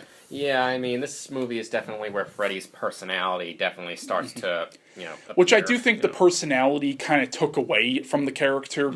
Definitely took away from the mystique of the character and the scariness of the character. But despite that, I still think it's a great installment to the series. This one did have its humor and somewhat silly moments, but ultimately I think there was a healthy balance in this one. Yeah, I agree. I think that's a good point. Horror. And, I think it had some great special effects, especially the Freddy snake that tries to devour Patricia Arquette. I want to point out that effect. If you notice Freddy's head, it's actually supposed to look like a penis. Yeah, like it was intentionally made to be like very phallic. That that opens up a lot of metaphorical stuff. But Yeah, another scene I want to talk about is Will's death. Will's death, in my opinion, is a perfect lesson on quitting while you're ahead. Just when you've got the monster down for a moment, don't go towards him and get overconfident. Run away. I actually quit while you're ahead. I did because I do a sketch comedy series on my YouTube channel called Cracker's Children, and I did a spoof on the Nightmare on Elm Street movies, and I spoofed that scene where one of my friends who Freddy goes after in the dream thinks he's Harry Potter in the dream world, and then I do the same gag where it's like, "Sorry, kid, I don't believe in fairy tales." Yeah, that's a great line too. There's a lot of great Freddy lines in this one. Yeah. Let's But get this- high, But once again, this definitely started that what would become an unfortunate tradition in the rest of the series is Freddy's one-liners, like, "Welcome to prime time, bitch!" yeah, that's Yeah. another good scene. This is it, Jennifer. Your big break in TV. Welcome to prime time, bitch. Yeah. That was. But once again, while those scenes are funny, they're dark too because it's Freddy turning these characters' personalities against them. Yeah, I mean, I'm okay with some humor as long as it's mainly dark. I mean, Yeah. if you're just gonna goof it up and make it so campy and ridiculous, then please don't bother. Yeah, but I agree that this is definitely one of the great entries in the series. Yeah, it's especially great to see Heather Langenkamp come back as Nancy. I think her portrayal of Nancy in this one is a little bit different from the first one, obviously, because, the character is older and more mature. She's, not the feisty young teenager, but she's, more this mature and concerned, but still, strong, psychologist, which I think is great. Yeah. I remember when I first saw this movie, I first saw this I was 11 going on 12, and I didn't know what she was going to come back in this movie, and I remember I freaking lit up. I was like, holy shit, she's back! Yeah, and the way they introduced her in this movie was just great. You've got Kristen flipping out and reciting the song, and then Nancy comes and finishes it for her. That's just great. Now, I want to ask you guys, if this were the final film in the series, how do you think it would have these three films would have been looked at by pop culture without the sequels that followed? Do you think it would have? I personally think it would have been held as one of the great, probably wouldn't been held as one of the great movie trilogies, but for horror fans, I think it probably would have. It probably would have been almost on the same par as Romero's Dead series. How do you think it would have been if this were the final film? Well, I think the Dead series. I think that's too high above. Okay. But I think I agree with you, and I think the burying of the bones and everything like that. It would have been a nice. It would have it would have really sort of been a nice enclosed kind of narrative. The story arc would have been really done really well. I agree. I think it would have capped off the series quite nicely. I think it would have been a great ending. And the way Freddy dies in this movie, I think that was a great way to have the holy water. Just make the light come bursting out of him and. I think this would have been a fine. It's like ending. God kicked Freddy's ass in this movie. And, God and Gordon. Yeah. Gordon is the unsung hero I of the agree. Nightmare on Elm And Street He series. never appeared in another century after that. That kind of pisses me off that they never used that character again. However, there were the Freddy Comics. versus Jason versus Ash comics He where did they brought appear in him those. back, but And he broke. Oh. that also depends on whether or not you count those as canon. He also appeared in the comics that were before those, like in the Nightmare on Elm Street comics in the 90s. I remember he appeared in those. But yeah, I don't consider those really canon with the movies. Yeah. But yeah, honestly, part of me is glad they didn't bring him back, because if they had brought him back, chances are they would have killed him off, and I really kind of didn't want to see it, because I liked that guy. He was a nice guy. And, the back and forth dialogue between him and Lieutenant Donald Thompson when he's pretty much forcing him to show him where the bones are, it's just great, when they get to the junkyard, and, Donald Thompson, he just wants to leave, and he goes to the car, and, Neil just, wags the keys and says, going somewhere? And he has no choice but to stay. That's great. Here are Mark's thoughts on A Nightmare on Elm Street 3. Now, the third one, Dream Warriors, that's ties as my favorite sequel. I loved the Dream Warriors. I thought it was so exciting, so imaginative, so creative. I thought it had a lot of great characters, and because in this one, it's the one where Freddy really started turning the characters' personalities on themselves in the dreams, and in order to do that, you had to give them at least a little bit of a personality. And I thought it was a great, diverse mix of characters. I loved the hospital setting. I also loved bringing back Nancy in more of a mentor champion role. Um, some great performances. I thought Patricia Arquette at the end had one of the most genuinely emotionally moving moments in the entire series. Um, and I love the backstory they gave Freddy there, the bastard son of 100 maniacs with the creepy nun that sort of wandered in and out, and then you discovered who she was. I thought it was a great film, and as someone who has written some fan fiction and is not ashamed of it, I keep wanting to write a short story about Dr. Gordon from that movie because he never appears in any of the other movies. Also in part 3, it's when Freddy started becoming kind of jokey, but in that movie I didn't think it went too far. I thought it was the unnerving kind of jokey where someone is torturing you but making light of it. Here are Chris's thoughts on A Nightmare on Elm Street 3. This was my personal favorite between New Nightmare, and Dream Warriors. Dream Warriors is so fun because Patricia Arquette, like before she got big, playing the new final girl, and then of course the return of Nancy, and I love the idea of like all these people kind of coming together and forming this almost sort of like dream Justice League to try to take down Freddy. It's really a cool idea, and we started digging into Freddy's origins. Whether or not that was a good thing is kind of up for debate. It is an interesting thing to explore, I think. But nothing affects me more than the scene where Nancy dies. Like that was crazy. Especially the first time I watched it, because like, you know, he just all of a sudden it's Freddy. It's like, oh fuck, and then he stabs her, and she's I think it's Patricia like holding her as she dies too. Yeah, that was a really great like final way to go out for Nancy. And I think the other thing that really sticks out in my mind is the opening where Patricia is in the dream world and like she's trying to save that little girl, and then just, like she looks down and the girl's a skeleton. And it was weird. I think the first time I saw this, it was like 4 a.m. when I was a little kid, and that really stuck out because like I'm just coming out of sleep and now I'm watching this movie about like being in a dream world and like all this freaky shit is happening. I think that really led to the atmosphere when I originally watched it, and yeah, this would be my personal favorite between the original, this one, and New Nightmare. And here are John's thoughts on the third Nightmare on Elm Street movie. 3 is my favorite of the series because I love the characters. They're so likable, and actually, the way I describe this is like One Flew the Cuckoo's Nest meets Nightmare on Elm Street. And also, it was cool to see Nancy come back in the sequel as like this. What was she, like a psychiatrist? Or Like a social worker. Yeah, she was a social worker, and she gets these kids. She knows what they're going through. She's like their number one resource to go to when Freddy comes in their dreams. Like when one by one is being killed off, they're like, Nancy, you got to help us out. We got to figure out how to stop Freddy. And also, I also liked how like some of the effects. Remember like how like the one was the Wizard Master, like how when he's. It's amazing how like this was before like pre-CGI, how they were doing this stuff. It's like, wow, like how are they doing this without the CGI that came 10 years later after that? Also, I think what's funny, Patricia Arquette, her and Johnny Depp were both starred in Nightmare on Elm Street films and would go on to become big stars.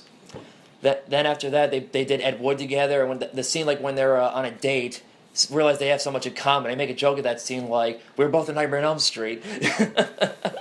It makes you wonder, how come they never ended up together in real life? Now let's move on to A Nightmare on Elm Street 4, The Dream Master, which is really the movie that I think really made Freddy Krueger the pop culture icon that we now think of him as. And I personally, this is a movie that really grew on me over the years. I'll admit, I did not like this when I first saw it. Over the years, this movie has really grown on me, and I honestly really do love this film. Now, I don't think it's anywhere near as good as the first 3 films, but I do think there's a lot of imagination to this, but in this one, Freddy is not scary at all. I don't even really consider this one to be horror. To me, this is more of an action fantasy movie with some comedy drama elements, but I don't really consider it to be full-fledged horror. But what do you guys think of Nightmare 4? Yeah, I mean, I agree with you. I also think this is where the formula really sort of became set in stone. It was. I remember seeing it in the movie theaters and just being not very impressed with the film. In rewatching it, I think my appreciation has gone up a little bit, but still, it doesn't. I think it pales significantly next to the first three. Yeah.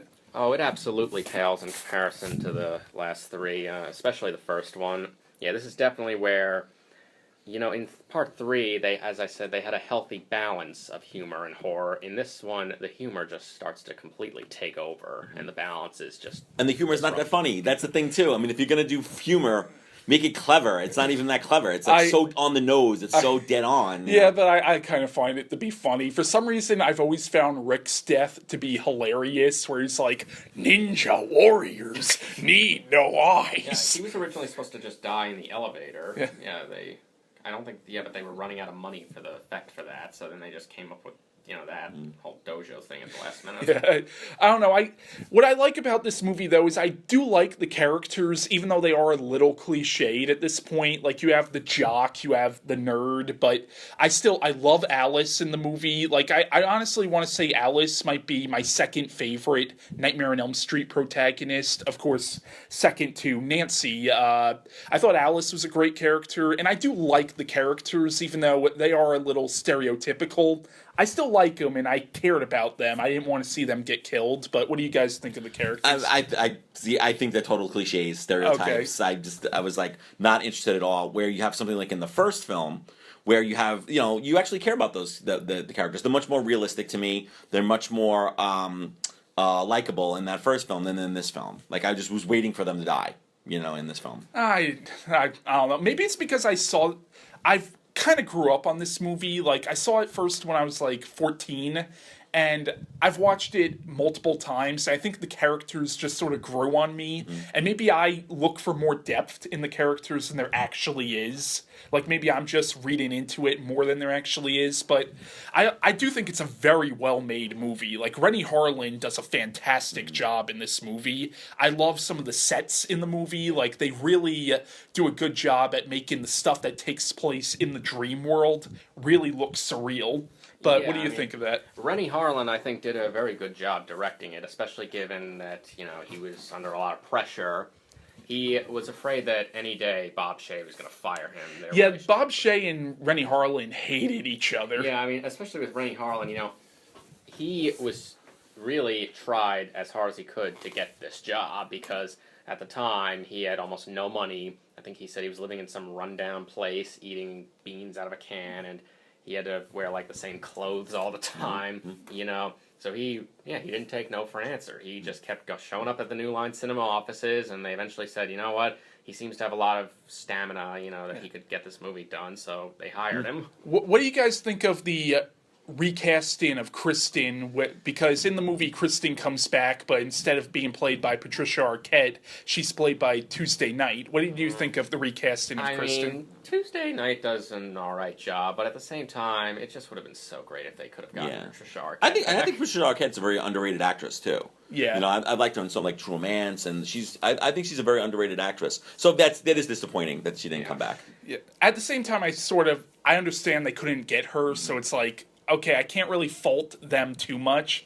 But I think Tuesday Knight does a decent job. But it's like, Patricia Arquette is such a great actress that, obviously, since Tuesday is playing the same character, there's going to be comparisons. But it's like, I feel like some people might be a little unfair to her because Patricia Arquette is so damn good, and and Tuesday's a good actress, but I don't think she's as good as Patricia. Yeah, and also, I mean, both Rodney Eastman and Ken Sagos, I believe, both said that it was hard for them to convey the emotions of seeing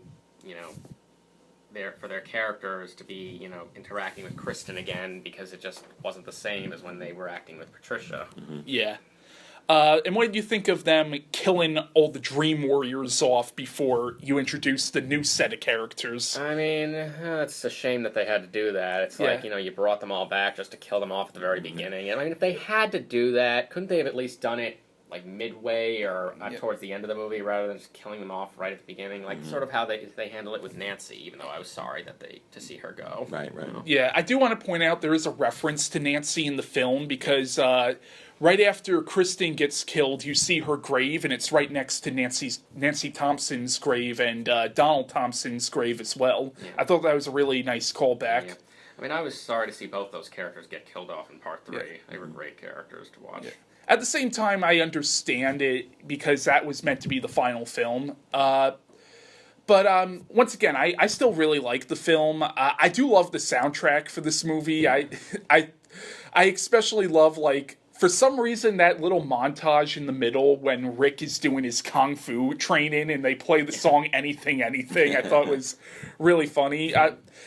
Once again, I do enjoy the film quite a bit. It's clear I probably enjoy it a little more than you guys do, though. Yeah, I mean, I'll admit, like I said before, the series was always creative, and there are some good creative death scenes in this, like, Joey's death with the naked woman in his waterbed. Yeah. I want to point out, the character of Joey, his weakness is definitely, beautiful women, as we also saw in the third film when he gets seduced by the nurse, which was really Freddy.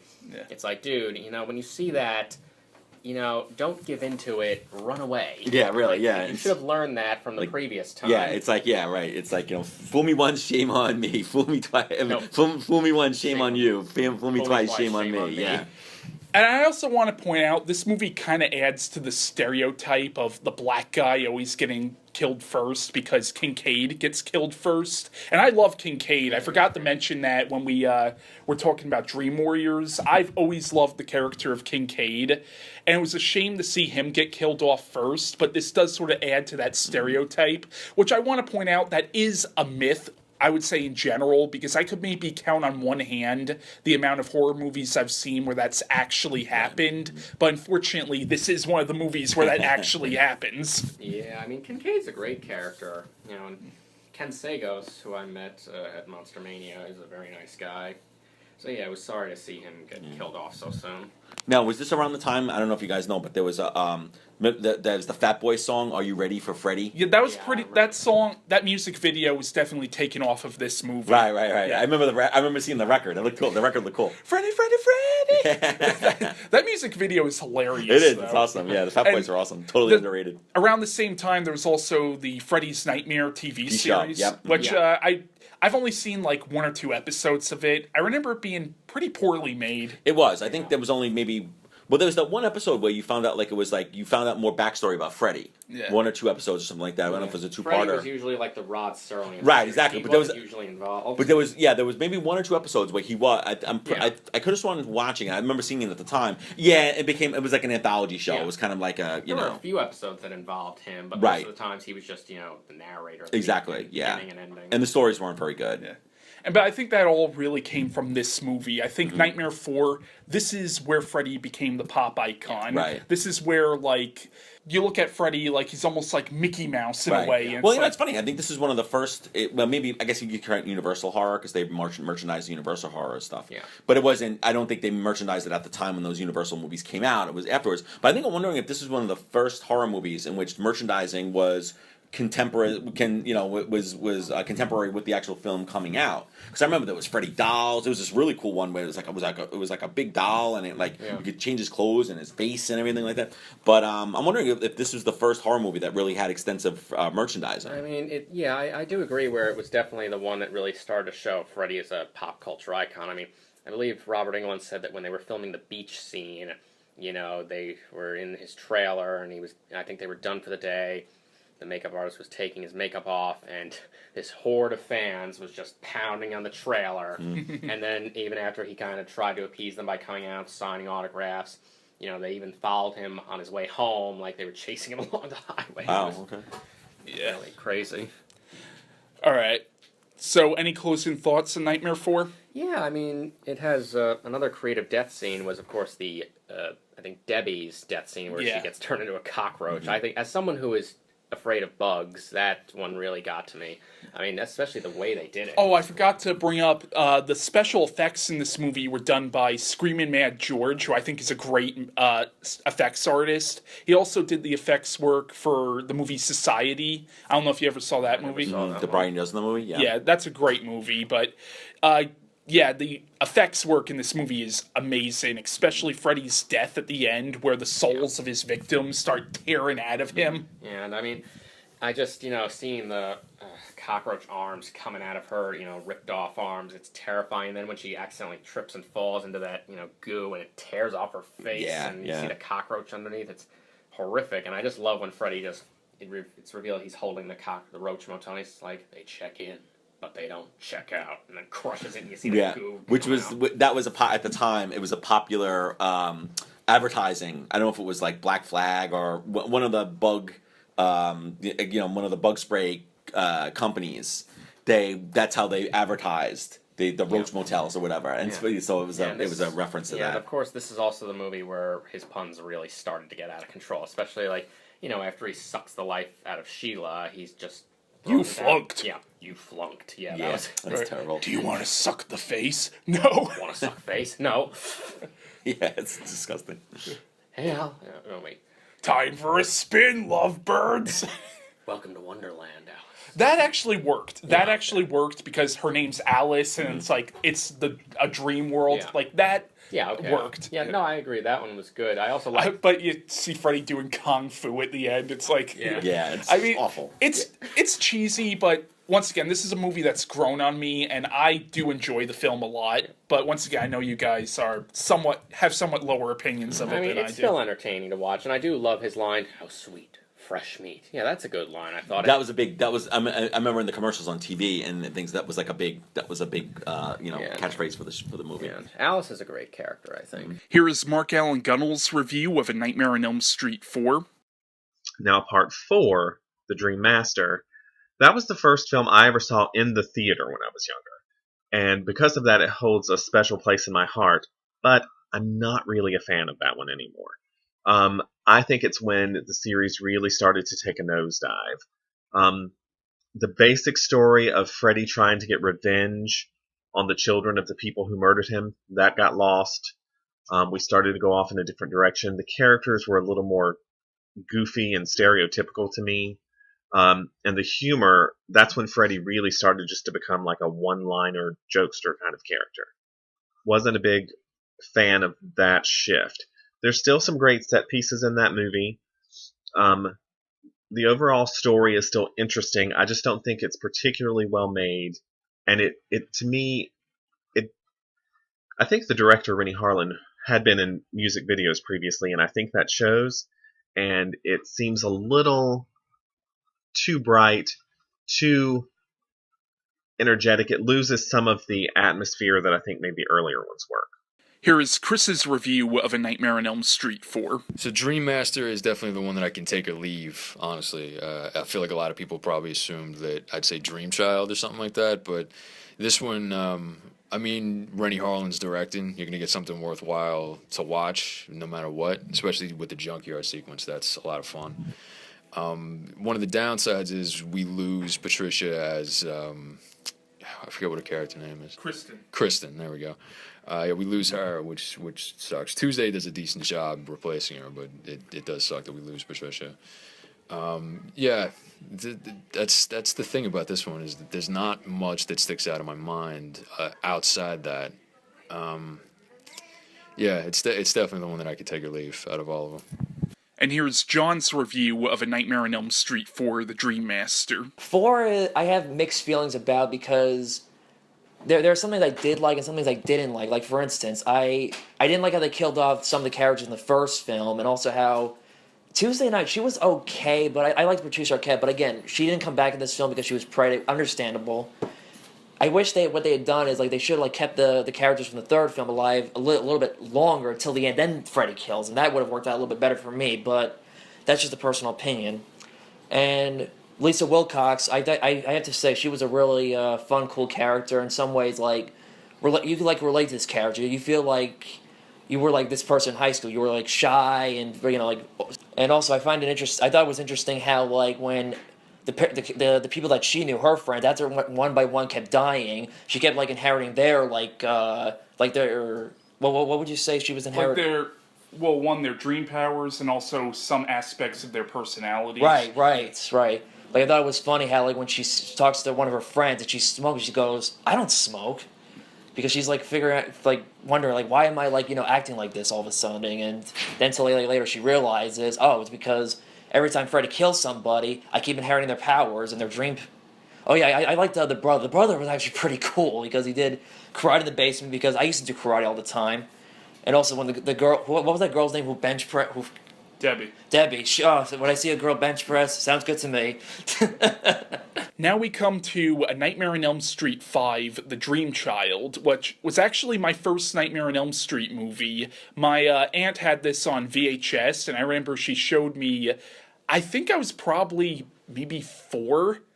I remember the movie scared the shit out of me when I was 4. What especially scared me was the Freddy baby. That really was like, the Freddy baby, like the shit like that really creeped me out. Now, this is one that's really hated by a lot of fans. I actually kind of like this one. I know this is not... I know a lot of people hate this one. For some reason, this one has always appealed to me. I like how it really continues the story from 4. They bring back Alice, they bring back Dan, and they bring back Alice's father. And I feel like this one tried to be a little bit darker than the last one. There's definitely the whole like gothic theme to the film, or gothic tone to the film, I should say. But it also has a lot of Freddy's stupid one-liners, though, which almost don't really work, considering that they're trying to go in more of a darker direction. But I still really enjoy the film. But what do you guys think of Part 5? Well, I have kind of the similar take on Part 5 as I did on Part 4. I think there are some sequences that work. Overall, I just think it's sort of it doesn't really come together as a coherent whole for me. Also, the kid who plays Jacob, the kid, he's just like a creepy looking kid. He's got like those sunken eyes and everything like that. He's like, I don't know, that bothered me when I saw it. I do want to point out that actor who plays Jacob in the movie. I believe he was also the kid in Jurassic Park who tells Sam Neill that the raptor doesn't look that scary, and then Sam Neill like scares the shit out of him with the raptor claw. Oh yeah. But yeah, I think that kid also was on like different TV shows and stuff like that. He was like around at that time on different things. You see, that kid's creepiness kind of worked for me. It kind of added to this really creepy tone that the film has, because the film does have kind of a creepy tone to it, which once again, I feel like Freddy being very comedic in the film almost doesn't work, considering how gothic a lot of the rest of the film is. Absolutely. Yeah, I mean, there are definitely some good creepy scenes in this movie, but overall, it's just, a lot of it is just so silly. And, I mean, you know, you have... Are you trying to tell me that Mark's death scene, where he gets turned into a comic book and chopped up, is not one of the greatest horror scenes in horror movie history? You know, I liked the character of Mark, and his... Oh, I loved Mark in the movie. And his dream was really cool. Yeah. But yeah, I mean, the part where he does get turned into paper and then he just goes, no! It's like, oh, that's... Yeah, I mean, one scene that, as a little kid, when I first saw this movie, really creeped me out was Greta's death scene. Yeah, that scared me. Definitely. And especially, like, I have the VHS for this movie, and they have, like, the scene where she's in the refrigerator and, like, her cheeks are all filled with Begging food and Alice shit. for help. But, you know, but like the character's so cliched, like, you know, it's like such a cliche. Like the mother wants her to be a model. It's just like so. It's like and she's like upper class and everything. I thought it was just so cliche. Yeah, the mother, you could tell, was just like this kind of snobby wasp. Oh, the mother! You The know? mother was a cartoon character. Yeah, The mother was an absolute elongated cartoon. face, the robotic way she moves. Don't chew with your mouth full, dear. Yeah, You know? Greta, that's not what a cover girl puts in her body. But terrible. you know what though? I still liked the characters, though, with the exception of Greta's mother, of course, but I of course like Alice, even though there were points in this movie where I don't think she was very well written in the film, because there were points in this movie where she really wasn't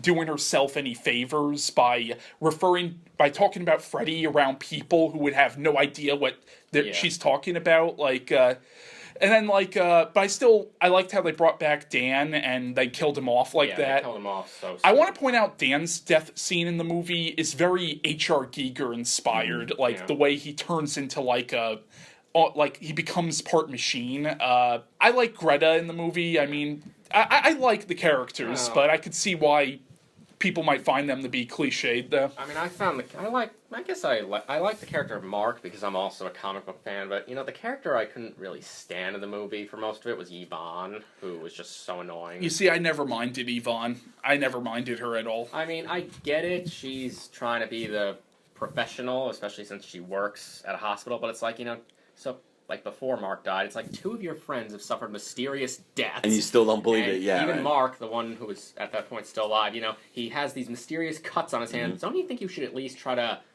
discuss this a little instead of just blowing it off? What do you guys think of them bringing Amanda Kruger back in this one?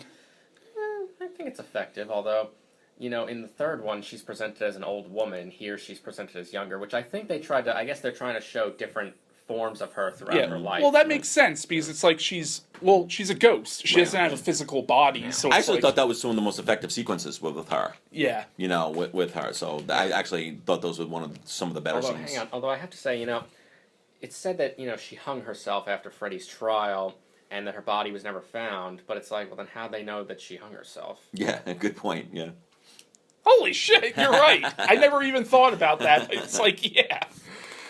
I mean, it's not a great movie, but I guess because I have a lot of nostalgia for it, I give this movie more of a pass than maybe I should. But I do think it's a little more well-made than it's given credit for, especially considering I know they really rushed Stephen Hopkins with the film. Yeah, he only had 4 weeks to shoot the movie. And, you know, I think, yeah, it is... There are a lot of interesting, creative death scenes, and they're pulled off, you know, well, you know, special effects-wise. You know, although Dan's death... I mean, it's horrific, you know, because of what's happening to his body, but at the same time, the dialogue is just so over the top. Especially, this boy feels the need for speed. Don't dream and drive. Well, I feel like the need for speed thing kind of worked because, like, you knew that Dan's father was really putting a lot of pressure on him, and Dan's father said that to him at one point. So it's like, okay, that was Freddy really, like, tapping into the fact that Dan did not have a great relationship with his father. That sort of worked, even though it was really cheesy, the fact that he's on a motorcycle and Freddy says that. Yeah, and also before that, when he's still in the car, he hears his own mother over the radio calling him a... I forget what she calls him. My wayward son Daniel, who's been seduced by that bimbo slut whore Alice. If I were you, lady, I'll kill the ungrateful. Yeah, I mean, that's funny, but it's not... You know, and then Freddy appears next to him and tears off his own arm. And Better buckle up. Yeah, it's hilarious, which... Yeah, it's too over the top. Yeah, it's like, that's the thing about this movie, is like, you have Freddy being very jokey, but a lot of the movie is trying to be very serious, so there's it's very tonally off, I think. I mean, when Mark is in his dream, before the whole comic book stuff in the dream starts, you know, he sees Greta begging him for help, and she's got the, you know... Yeah, he sees Greta in his dream begging him for help, and she's got the wound in her stomach, you know, and that's creepy, I think. That's one of the film's good creepy moments, but... You know, I wish there had been a lot more moments like that. That's what I think really happened with the later sequels. They didn't know what they wanted to be. They were trying to please too many people. They were trying to be, you know, please these, you know, this demographic, or please this, you know what I mean? And when you do that with art, when you try to please so many people, it always comes out bland. It always comes out sort of, you know, seeming forced or very sort of cliched. You know, I really wish they hadn't killed the character Mark, because unlike Yvonne, he was actually trying to help. You know, he did all the research. He tried to stay awake and watch Alice. He failed at that, but he did try. It's like Yvonne was just, you know, kept fighting them. I am somewhat disappointed, though, that they never brought Alice back for any of the other sequels. I heard she was originally going to come back for Freddy's Dead, but they decided not to bring her back. And apparently in one of the earlier drafts for Freddy vs. Jason, she was actually going to come back in that, but that, of course, never happened. She did come back in the Freddy vs. Jason vs. Ash comics. Once again, that all depends on whether you count them as canon. And didn't she come back in some of the other Nightmare comics as well? Yeah, she came back in some of the ones in the early 90s. All right. Yeah, I mean, originally they were going to make Alice's son Jacob the main character of Freddy's Dead, the Final Nightmare, but then that script got tossed away because Rachel Talalay didn't like it, and she said that the new script saved the day, which I don't think it did. Here is Mark Allan Gunnells' review of A Nightmare on Elm Street 5, The Dream Child. Part 5, The Dream Child. I like that one a little better. The whole pregnancy subplot I thought was interesting. and added a dimension to it that the others didn't have. I love the opening dream sequence where Alice becomes Freddy's mother in the asylum. I thought that was all great. The character work was still a little iffy for me. I didn't feel like they were fully realized. But it was a little darker. Freddy was still just, pumping out the jokes, but the look of the film and the atmosphere was a little darker. So it's not one of my favorites, but I do like it better than 4. Here is Chris's review of Nightmare 5. Now, I get why this one gets a lot of flack, but I really like it for the imagery. It's very gothic and it's very, heightened. There's a lot of really great scenes visually in it. Especially, I think there's one where, it's sort of almost like a church environment, and Freddy is, standing in front of this huge painted glass window, and he just kind of, slowly puts the fedora on. It's a really sick moment. And then the other one, I think, was towards the end when Freddy's claw bursts out of the nun and she's just wrangling with it as the doors close. That is a really sick moment and a really cool stamp on the franchise at that point.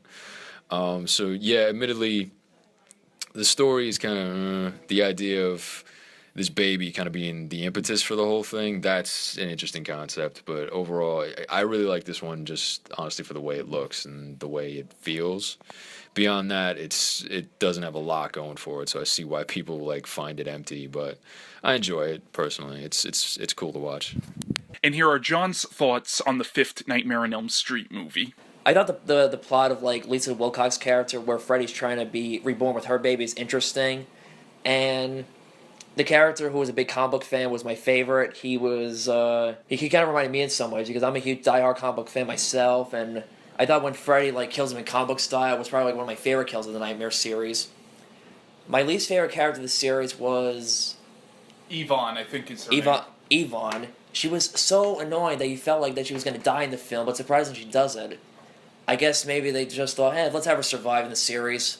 Now let's move on to Freddy's Dead, The Final Nightmare, which was meant to be the final film in the franchise. History has proven that was false.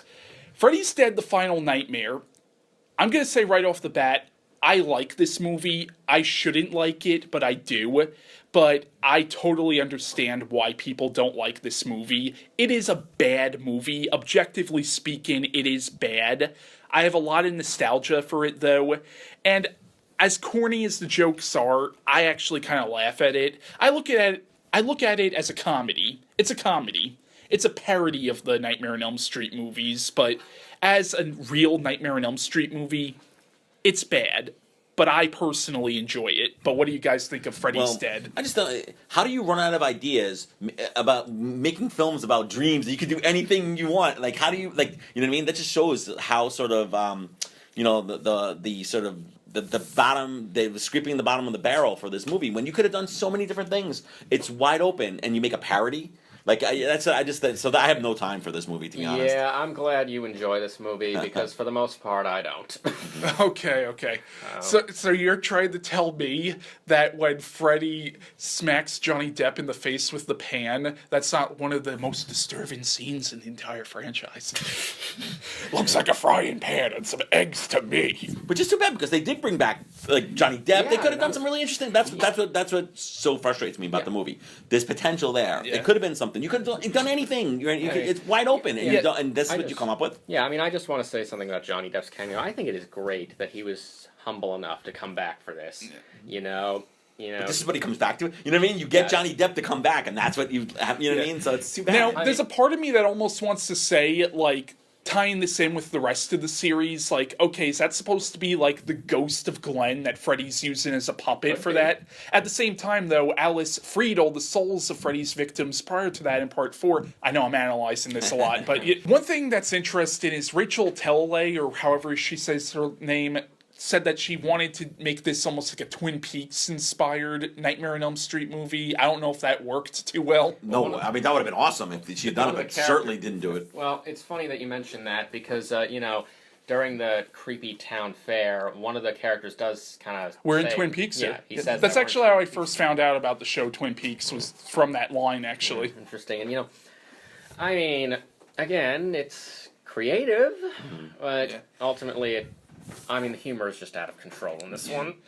Hey, you forgot the power glove! I mean, he makes Spencer jump up and down. You hear the boing, boing, boing. I want to point cartoon out sound. Spencer in the movie. Am I the only one who thought his father looked like Donald Trump? That's a good A little point. bit. I feel like that was definitely meant. His father was definitely meant to be like a Donald Trump parody or something. I do want to point out there is sort of a theme in the movie about bad parents because, like, okay, you have Spencer's father who is an asshole to him. You have Carlos. Carlos, yeah, whose mother basically caused him to go deaf. But then you have Tracy's father, who molested her. And then you have the character of Maggie, who you find out is actually Freddy's daughter. So I almost feel like there is a theme in the film of bad parents, but I don't know if that theme really comes through that well. Which would have been great, because that would have been almost a return to the themes of the first movie about the inability of parents to protect or to be the role models that they should be. And I want to point out the character of Tracy in the film. She is a very sympathetic character because you find out that she was molested by her father. The issue with that is that could have been a really horrifying scene, Freddy taking on the form of her father who molested her. The issue is you have a scene like that in a movie where you also have Freddy playing with a power glove. So it's like they're trying to introduce serious themes in a movie that is not serious, you know? Yeah. I mean, freaking parodying The Wizard of Oz. I'll get you, my pretty, and your little soul, too. That, where he's riding on that broomstick and says that line, that, to me, is one of the absolute lowest points of the series.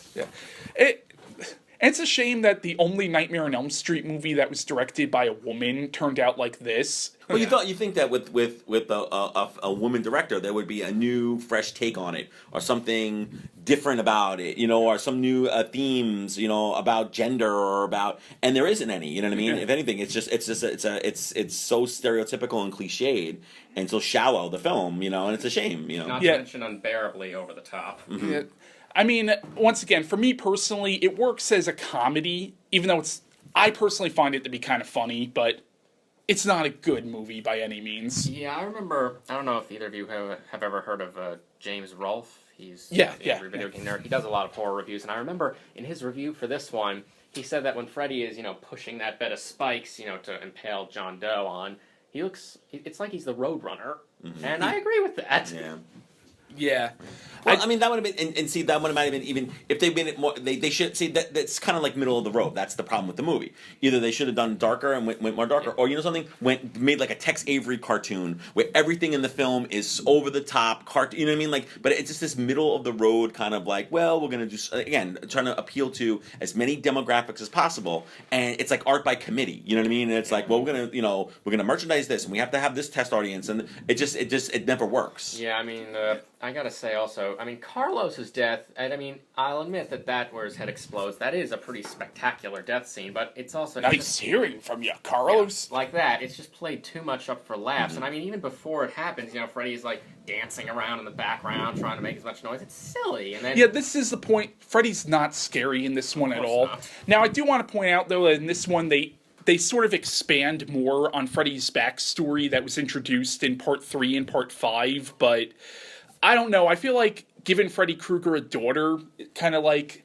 I didn't mind the character, but it's like, I don't know, it kind of throws things off continuity-wise, I think. And also, they sort of implied that house that Nancy lived in the first movie was Freddy's house. Yeah, I never liked that either. It's like, okay, why the fuck would Donald and Marge Thompson move into that house? Why the fuck would they move into the same house of the person they killed? That makes no sense to me. They really dropped the ball with that one. Another retcon that this does to the whole series that kind of annoys me is they established that Springwood is in Ohio. If you watch the first Nightmare on Elm Street movie, it's clear Springwood is in California. But I don't know, that's a retcon that has always bugged me. This one definitely screws around with the continuity way too much, and, it's really mind-boggling. It's like, stick to the frickin' set continuity. Don't start making things so confusing. Yeah. that house in the first one was the Thompson house. It wasn't originally the Krueger house. Why do you have to complicate everything? Yeah, and another thing is, like, Freddy's death in the movie, okay, this is meant to be the final film, and it's like, how come bringing him out of the dream world, making him human again, and killing him works this time, but it didn't work in the first movie? A better final death would have been his death in part 3 or part 4. Like, it's like, really? That's his final death? He explodes, and then his face comes in and out of itself a bunch of times. Not to mention, those dream demons were so stupid looking. Yeah. They looked like, they looked like flying sperm with faces. Yeah. I do want to point out, though, that the Dream Demons concept I actually thought was kind of interesting. So, like, we were kind of trying to imply that maybe for thousands of years there have been other beings like Freddy Krueger, like the Dream Demons have come for other people. I thought that was an interesting concept, but they could have explored it a lot more, I think. And created a better effect. Yeah. What did you think of Yaphet Kotto in the movie? He's the only person I really liked in the movie. I think he's an awesome actor. I like him. He's a really good actor. He's the only performance that I think is actually decent in the film. Well, what about Robert Englund? You could tell he's having fun with the role and everything like that. But again, I mean, compared to it's too cartoony. It is. I think that's where it kind of. Although I must say that there are some scenes where he still shines.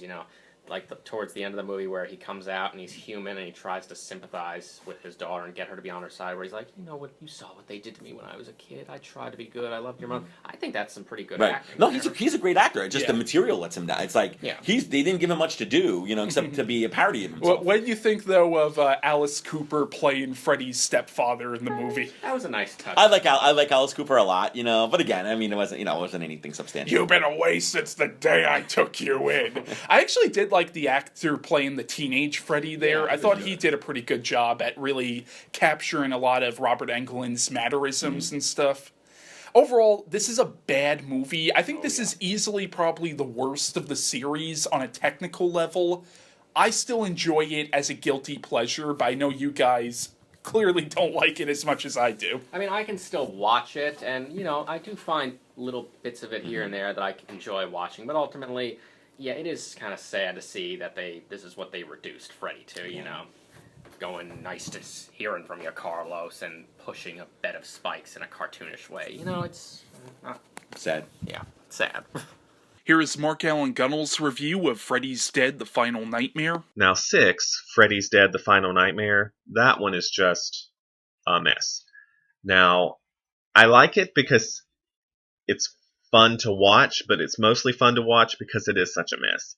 It goes completely off the charts, and Springwood becomes this weird ghost town full of mentally ill adults that apparently no one else notices, and they incorporate a familial link to Freddy that had previously been unexplored, and I felt like they changed his backstory a bit, and the backstory of the Nightmare on Elm Street house, and I didn't think all of that worked.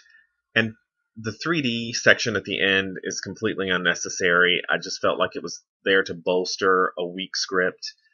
And for it to have supposed to have been the final film at the time, I thought the ending and the way they got rid of Freddy was a little cheap and not well thought out.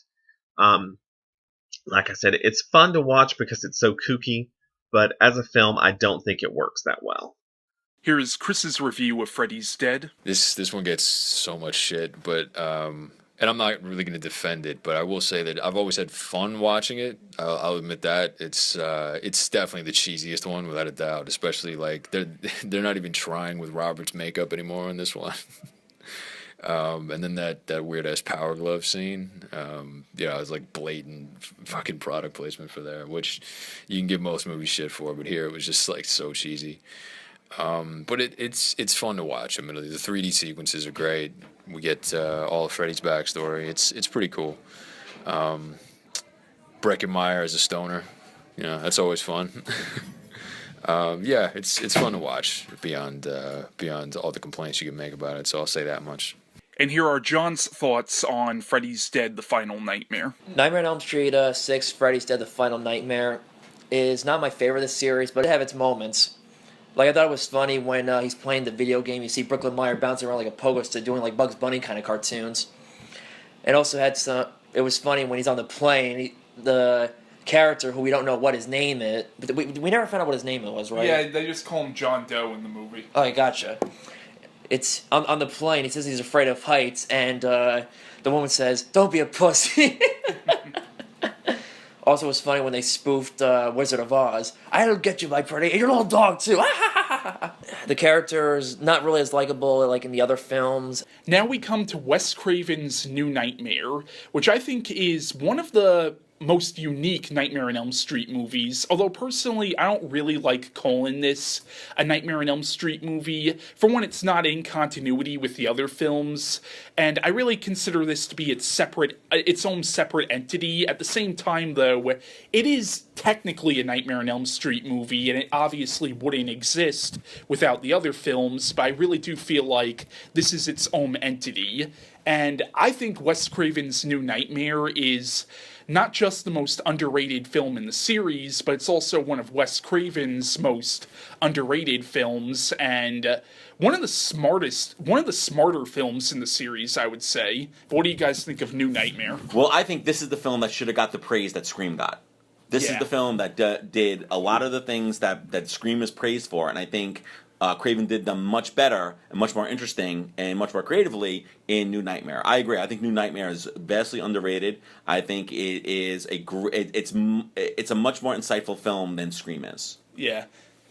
Yeah, I mean, I really enjoy this entry in the series. It's definitely a major step up from Freddy's Dead, the Final Nightmare, and, it's great to see Freddy, or, well, the demon that's trying to be Freddy, be dark and serious and scary again, like he should be. And it was a very interesting concept, which actually Craven originally pitched for Part 3, but they didn't want to do it at that time, to have Freddy haunting the actors in the real world. Well, I think it works better this time, because one of the things that really makes this movie work is the fact that in real life, Freddy Krueger has become such a pop culture icon. Mm-hmm. That's what really makes this movie work, is sort of the commentary on the popularity of the series. Yeah, I mean, it's a commentary on creativity. It's a commentary on the film industry, on popular culture. So there's a lot of sort of commentaries going on in this film. And again, in the way... It's also a commentary very much on how the success of these movies could sometimes negatively impact the lives of the people who made them. Like in the movie, Heather Langenkamp has a stalker. You're not really sure if that's supposed to be the demon pretending to be Freddy actually making those calls, or if maybe it's just a real-life stalker, but that sort of adds to it. I read that she had a stalker in real life, too, and that Craven got her permission to incorporate it into the script. Yeah, I personally, if I was Wes Craven, I would be very nervous doing that. Like, I would be, because that's such a sensitive issue, like, I would be very nervous saying, hey, can I, make your... But that's what makes the movie so good, because it pushes those buttons that are uncomfortable buttons, And it's like, this is real horror. Yeah. You know what I mean? Having a stalker, having somebody follow you and sort of be so fixated on you that they can't tell the difference between reality and fantasy, that's real horror. I mean, it's also just so great to see so many cast and crew from the series, back for this. It's great to see that interview scene where Heather's being interviewed, and she's clearly a little uncomfortable about it all, and then Robert just bursts out from behind the sheet, and then everyone's cheering him on. And that was a great commentary on how goofy the series got. Because that Freddy, that was obviously Robert Englund, but being Freddy on stage, that was clearly taken off of, the Freddy from Final Nightmare. And you really see what great actors they really are. Yeah. Especially Heather Langenkamp. You really see what a great actress she is. Yeah, she's great, and in this movie, and of course in the first and third movies as well. But I gotta mention the interviewer who's asking her the questions. Did you guys notice how he's constantly interrupting her? I do, and it's so annoying. It's like, dude, let her finish the answer to your questions. Yes. And I feel like this film's also very much a commentary on how horror films affect children. Mm-hmm. Now, personally, I don't think horror films affect children as negatively as a lot of naysayers of horror say they do, but I think the film is definitely making a commentary on that. Right. Yeah, and really sort of critiquing that belief. Right, yeah. That sort of, I mean, putting on the news, look on the news, that's much more, you can be much more sort of scarred and sort of affected by things that are going on in real life than art. Yeah, and you even have, the earthquakes that are happening in the film. Mm-hmm. It's that's far more terrifying than, monster in a movie. But of course, in this movie's case, like Dylan, Heather's son in the movie, has a reason to be scared because this time the monster comes to life. Yeah. Well, again, I mean, this is a movie too. Like, it has to have that entertainment. Yeah. It's not just going to be just this comment. You know what I mean? So there's got to be that no. entertainment aspect of it too. I also thought Freddy's redesign was very good. You know, Oh, obviously Craven wanted to portray not really Freddy per se, but this entity, this demon that's taking on the persona of Freddy. So I think it was natural. I to thought give that him was a new very look. fascinating. Like, the idea that the villain of this movie is really this ancient demon that for thousands of years has simply taken on the form of villains from different stories, which makes you wonder what other villains has this demon taken on the form of. And I liked how at the end you see it take on the demon form, implying, like, okay, maybe this was Satan we were dealing with. Like, Maybe. I mean, they basically went to hell at the end of the movie. Yeah. Which I love when they go to hell at the end of the film. It's so creative, especially going to hell through the bed and all that. And again, there's your creativity, there's your imagination, there's your surreal aspects of it that you could do that. You know what I mean? Even in a film that's supposed to be real. You know what I mean? Like, and again, the way Craven plays with what's real, what's not real, and that sort of that sort of reality is subjective. It's not objective. It's subjective. It's like what we perceive is our reality. You know? Yeah, and it's great how the first film is really about dreams overlapping reality. This time it's about film overlapping reality. Yeah, and I just love how at the end, Heather and John Saxon, they essentially become their characters. It's right when. It's like when she says, "Why are you calling me Nancy, John?" And it's like, "Why are you calling me John?" Yeah, the moment where he switches from John Saxon to Lieutenant Thompson is when he says, "Yeah, sure," which is just what he did towards the end of the first film when he says to her, Nancy, "Yeah, sure," when she says that Kruger is the one doing it. Right. Well, it's funny going back to your point about about film, about how it came from dreams, now it's coming from film. But again, there's been a lot of analogies between watching films and dreaming. Right. You're in the dark. Right, just like when you're in the dark when you sleep. You know what I mean? In films, you're sort of watching what's going on. In dreams, we're almost like we're passively watching what's going on. So there's been a lot of analogies between the idea of film, the experience of watching films, and the experience of dreaming. So it just seems to be a natural sort of connection, Yeah. And also too, I mean, what he does really well is it shows us that that art and life, we want to see those two things as separate entities or separate sort of experiences, and he shows how those things bleed into each other all the time. Yeah. Heather's husband dies in the movie, and her son is like, "Why does God let bad things happen?" And I thought that was really interesting. There's a lot of commentary on religion in the film, especially like the scene where Dylan goes up on top of that jungle gym, and then when he falls, he goes, "God wouldn't take me." I thought that was really fascinating. What's also fascinating is the fact that everything that's happening to Heather in the movie is what Wes Craven is writing in the script. Right. And it's sort of a commentary on how a writer becomes like God. Right. No, absolutely. Yeah, think about it. Almost all religions have a narrative. Yeah. Right. Somebody who's written something. Right. That's important. Right. In New Testament. Right. It started. God. The Word. It started with the Word. So yeah. I mean, there's been a lot of discussions too. Right. Of the idea of artists and God. Right. God is the ultimate creator. Well, artists create things as well. They create worlds just like God created worlds. So again, that's why I think this film is so much better than Scream. And people give so much attention to Scream because it was so metafictional and it's postmodern and everything. This film does all those things and does them so much better and so much deeper, And maybe it's because the other film didn't do it as deep that maybe that's why it became so popular. Yeah. Maybe because this film is more intellectual. Maybe that's why it wasn't as popular. And it's hard to say whether I like this better than the first one because, as I said, the first one I think is Craven's masterpiece, and it's also one of my top 10 favorite films of all time.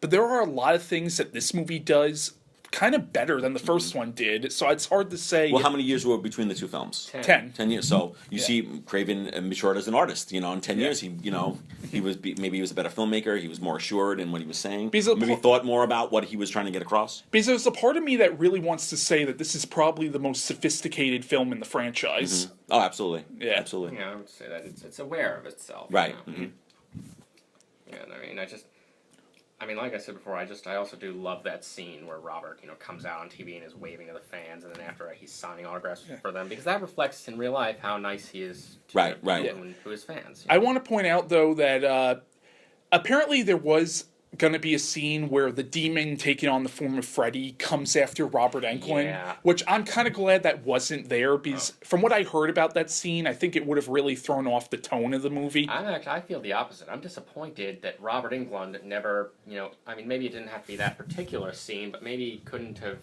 been face to face with this demonic entity. Oh, with Freddy, right? Because he's always been the villain. What Yeah. about turning him into the victim? Wouldn't it have been great if Freddy had confronted him and said, something like, "I don't need you anymore"?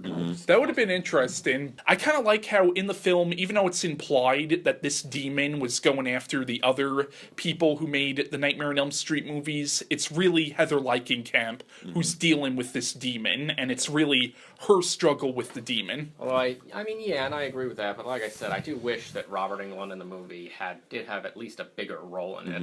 Yeah. Maybe that conversation that he said, "Oh, maybe tomorrow, I'll talk to her, not today." Maybe that could have happened. I would have liked. To have seen absolutely.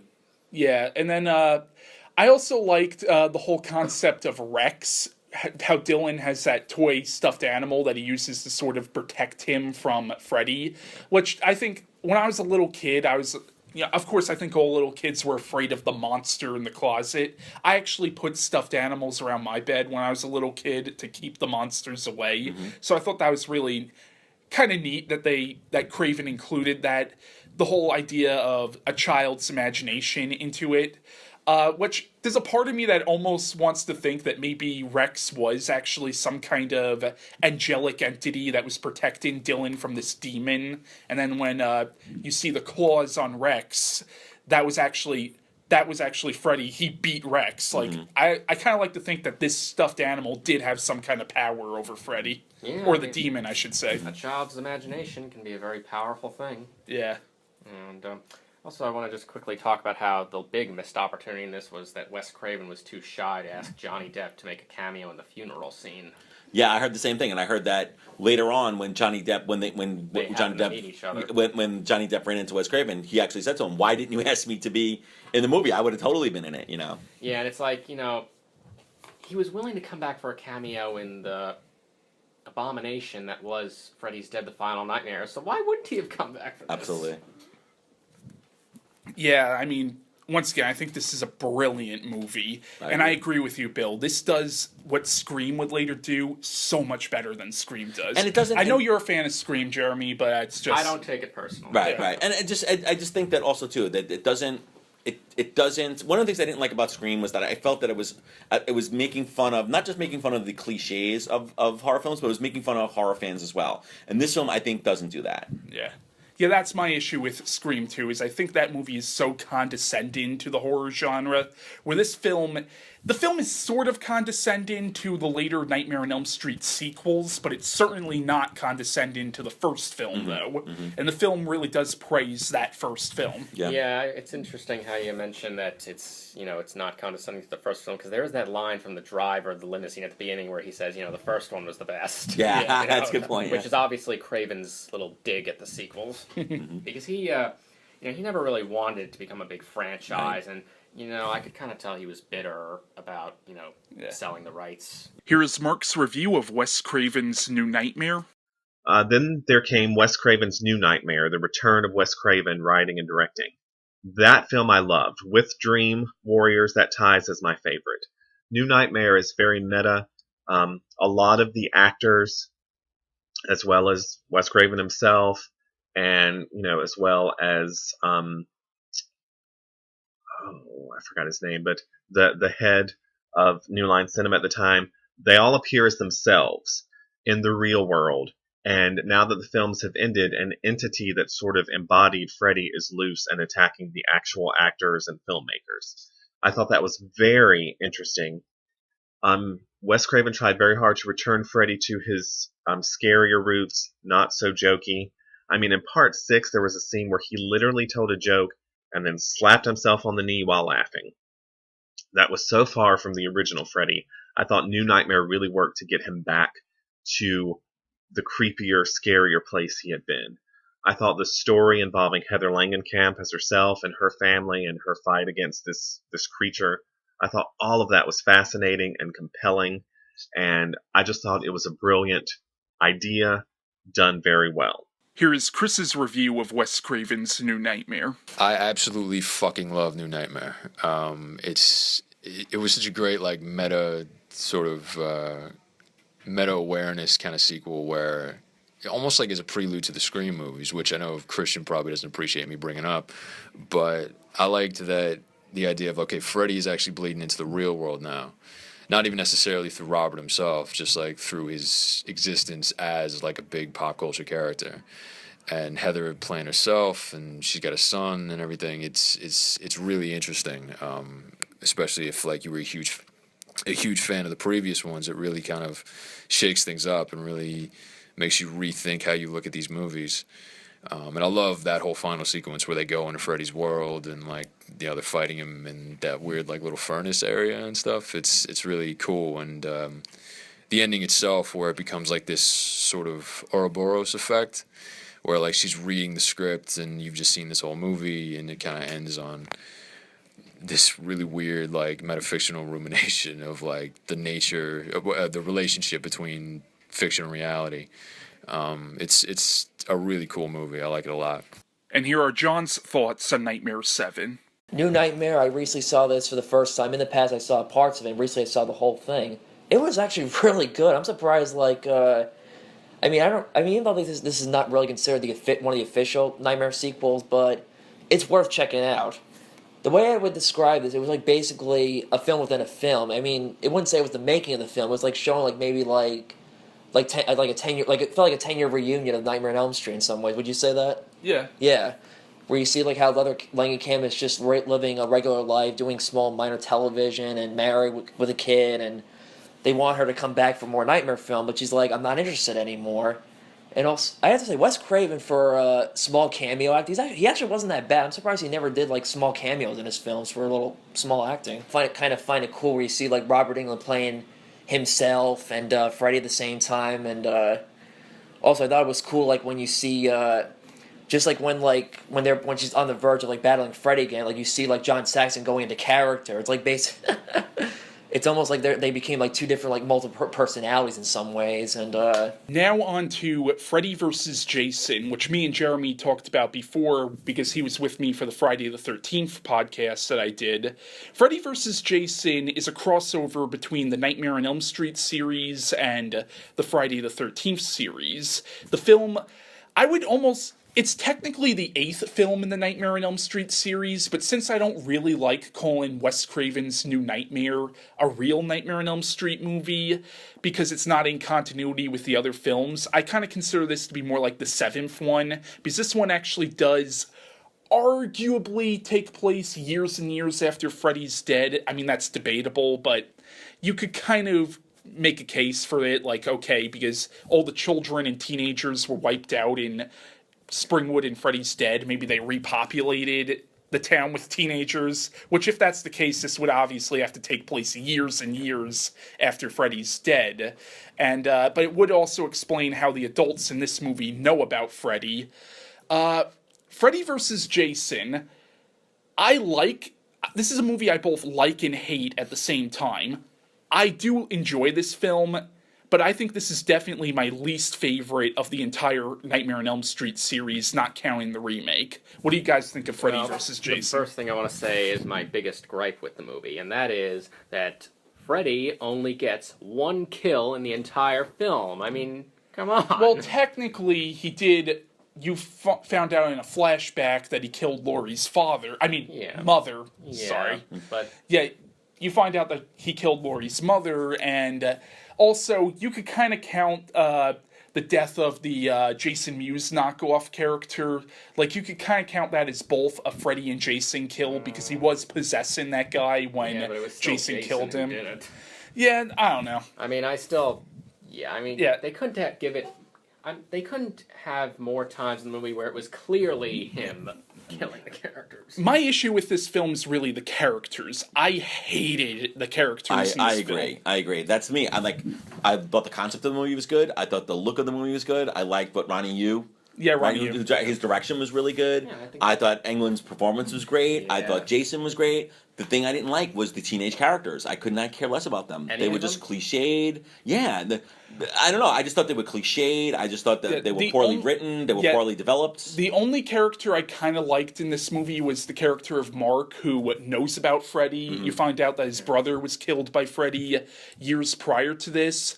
I liked that character. The other characters I couldn't give a shit I about. also sort of liked Will, who was played by Jason Ritter. I thought he was sympathetic. But Uh, yeah, I mostly agree with you. Yeah, even Lori, the main character, I didn't like her. I really didn't. It was also very annoying. Yeah, Oh, yeah. right. You're not even scary like that. But you know what? I still enjoy the film for what it is, but the characters really bring this movie down for me. And I think this is definitely my least favorite of the Nightmare on Elm Street series, and I would say it's my least favorite of the Friday the 13th series, but I also don't really like Jason X, and I don't really like the remake of Friday the 13th. But this is like my third least favorite of the Friday the 13th movies, though. Yeah, I mean, the movie has a great look, especially when Laurie goes into Jason's dream and it's at Camp Crystal Lake. You know, it's got an eerie, old And don't they bring back 1950s quality. they bring back Pamela. yeah. They do bring back Pamela Voorhees. Unfortunately, not played by Betsy Palmer, Right. but I think she's still good. And then I like when she turns into Freddy and he's like, it's, I've been away from my children for far too long. Yeah, that's great. And I also love Freddy's opening narration. It's just great. And I like how it does sort of tie in with the first 6 movies where they show you the flashbacks from the first 6 films, showing that this one is arguably in continuity with those films. And I liked how they didn't show scenes from New Nightmare because obviously wasn't in continuity. I liked how they also brought back the Western Hills Psychiatric Hospital and Hypnosil. Yeah. So there were some callbacks to the older films, but in general, I would say this film failed more than it succeeded. And I do think, though, this film was more of a Nightmare on Elm Street movie than it was a Friday the 13th movie. I've read that Bob Shea was a lot more interested in the Freddy side of things than the Jason. And that makes sense because Freddy is what got New Line started. Yeah, I do want to point out this one does sort of pick up where Jason Goes to Hell left off, because Jason Goes to Hell ended where Freddy's hand comes out of the ground, implying that the Nightmare on Elm Street series takes place in the same universe as the Friday the 13th movies, but that gets confirmed in this movie. And also, the movie does begin where both Freddy and Jason are in hell.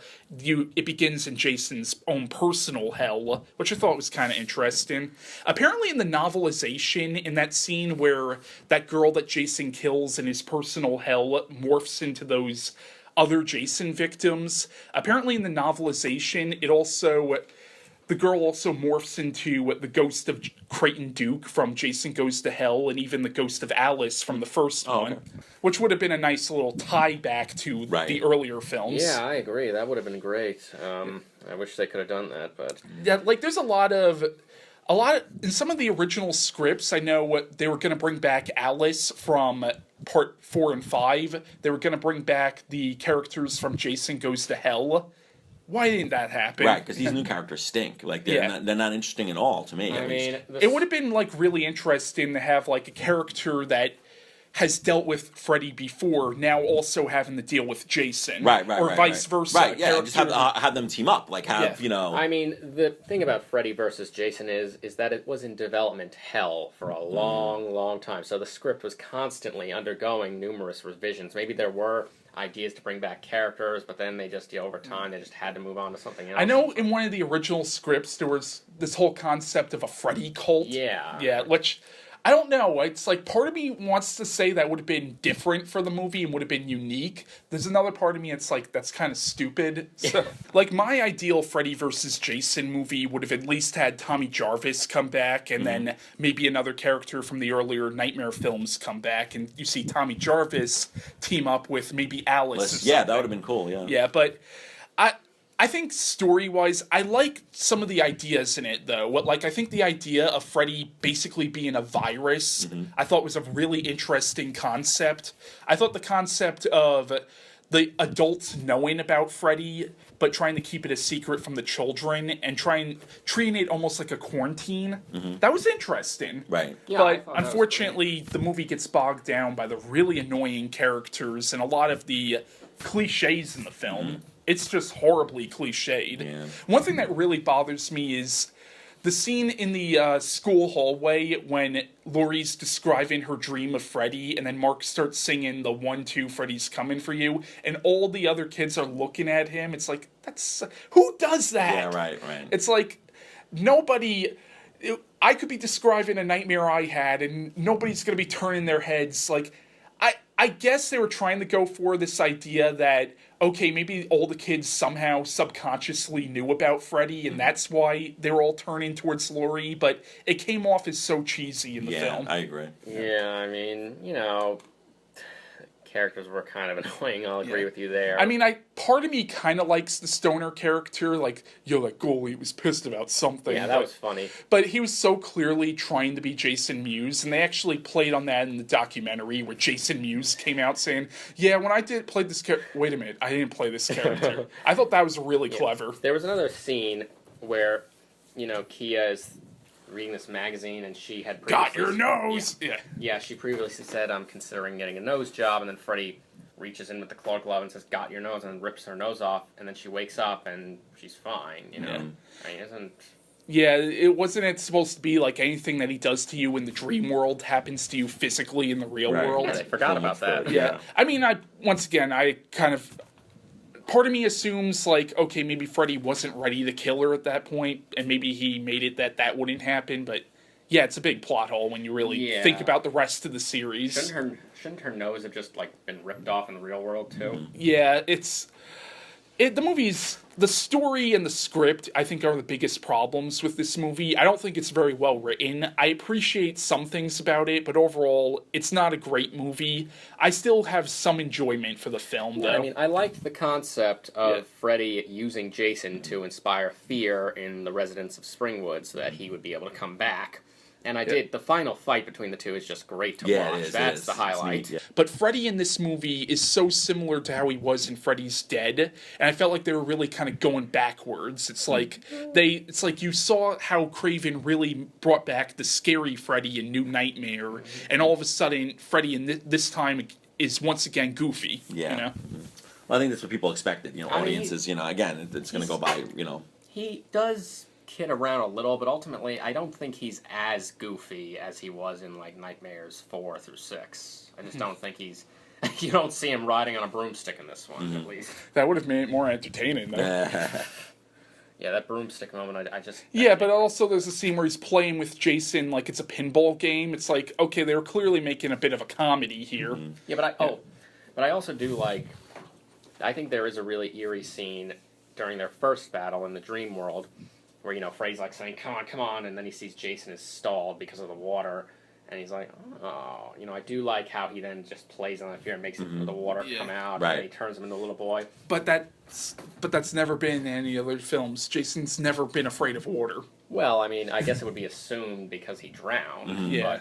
But, and I also love how he says to the little boy, Jason, you've got a face only a mother could love, and then pulls the decapitated head of Mrs. Voorhees. But once again, what this one does, though, is it definitely makes Freddy come off more human, when part of what we were talking about with the original film is Freddy, he came off as so inhuman in that movie. Well, I think, because I think in the film, because Jason really has no personality.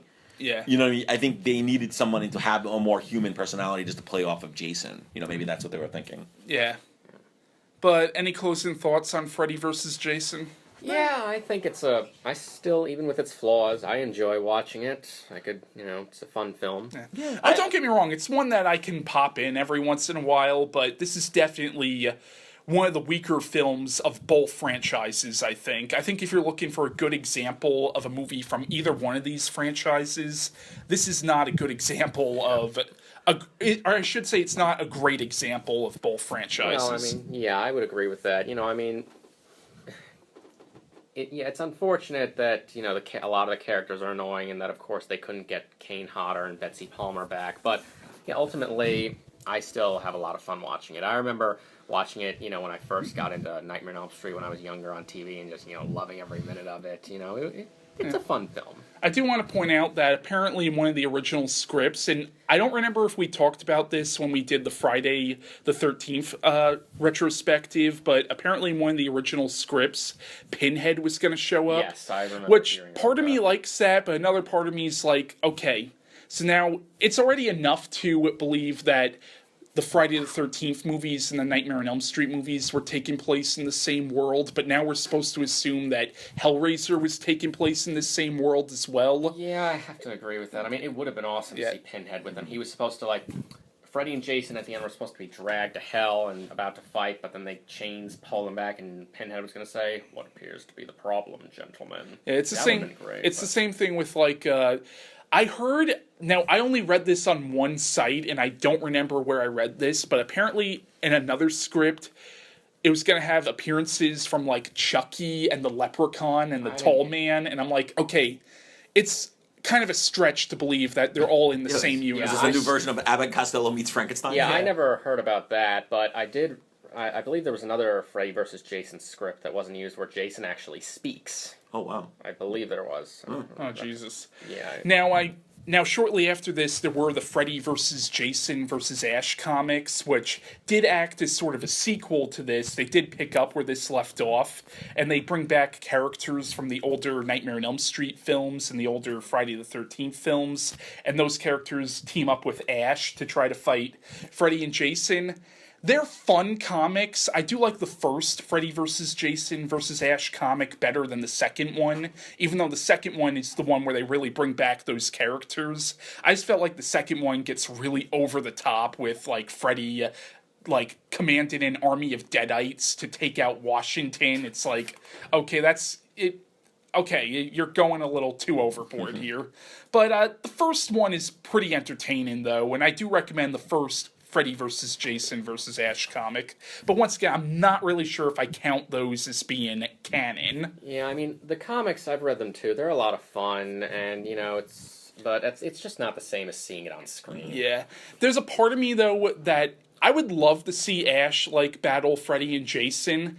One thing I think would be really cool is, since they're doing Ash vs. Evil Dead, do at least one episode where Ash actually fights Freddy Krueger, one episode where he fights Jason. I don't know if it would work with Freddy Krueger, because Ash's thing, he does one-liners, and then Fred, Jason would be good. I think him and Jason would be really good. Yeah, unfortunately, I don't think that's going to happen, because, I went to a book signing with Bruce Campbell, and during my little amount of time to actually meet him, I did ask him about, that, and he said, Ash isn't legally allowed to kill either of those characters. Oh, really? Yeah, there was a lot of rights issues. Yeah, I can imagine. Well, it's even if he kills them, it's not like they're going to be dead permanently. It's but, I mean, those, because, Jason Goes to Hell implies that the Evil Dead movies also take place in this universe, although with Evil Dead, that's a series where if you want to talk continuity problems, look at that series.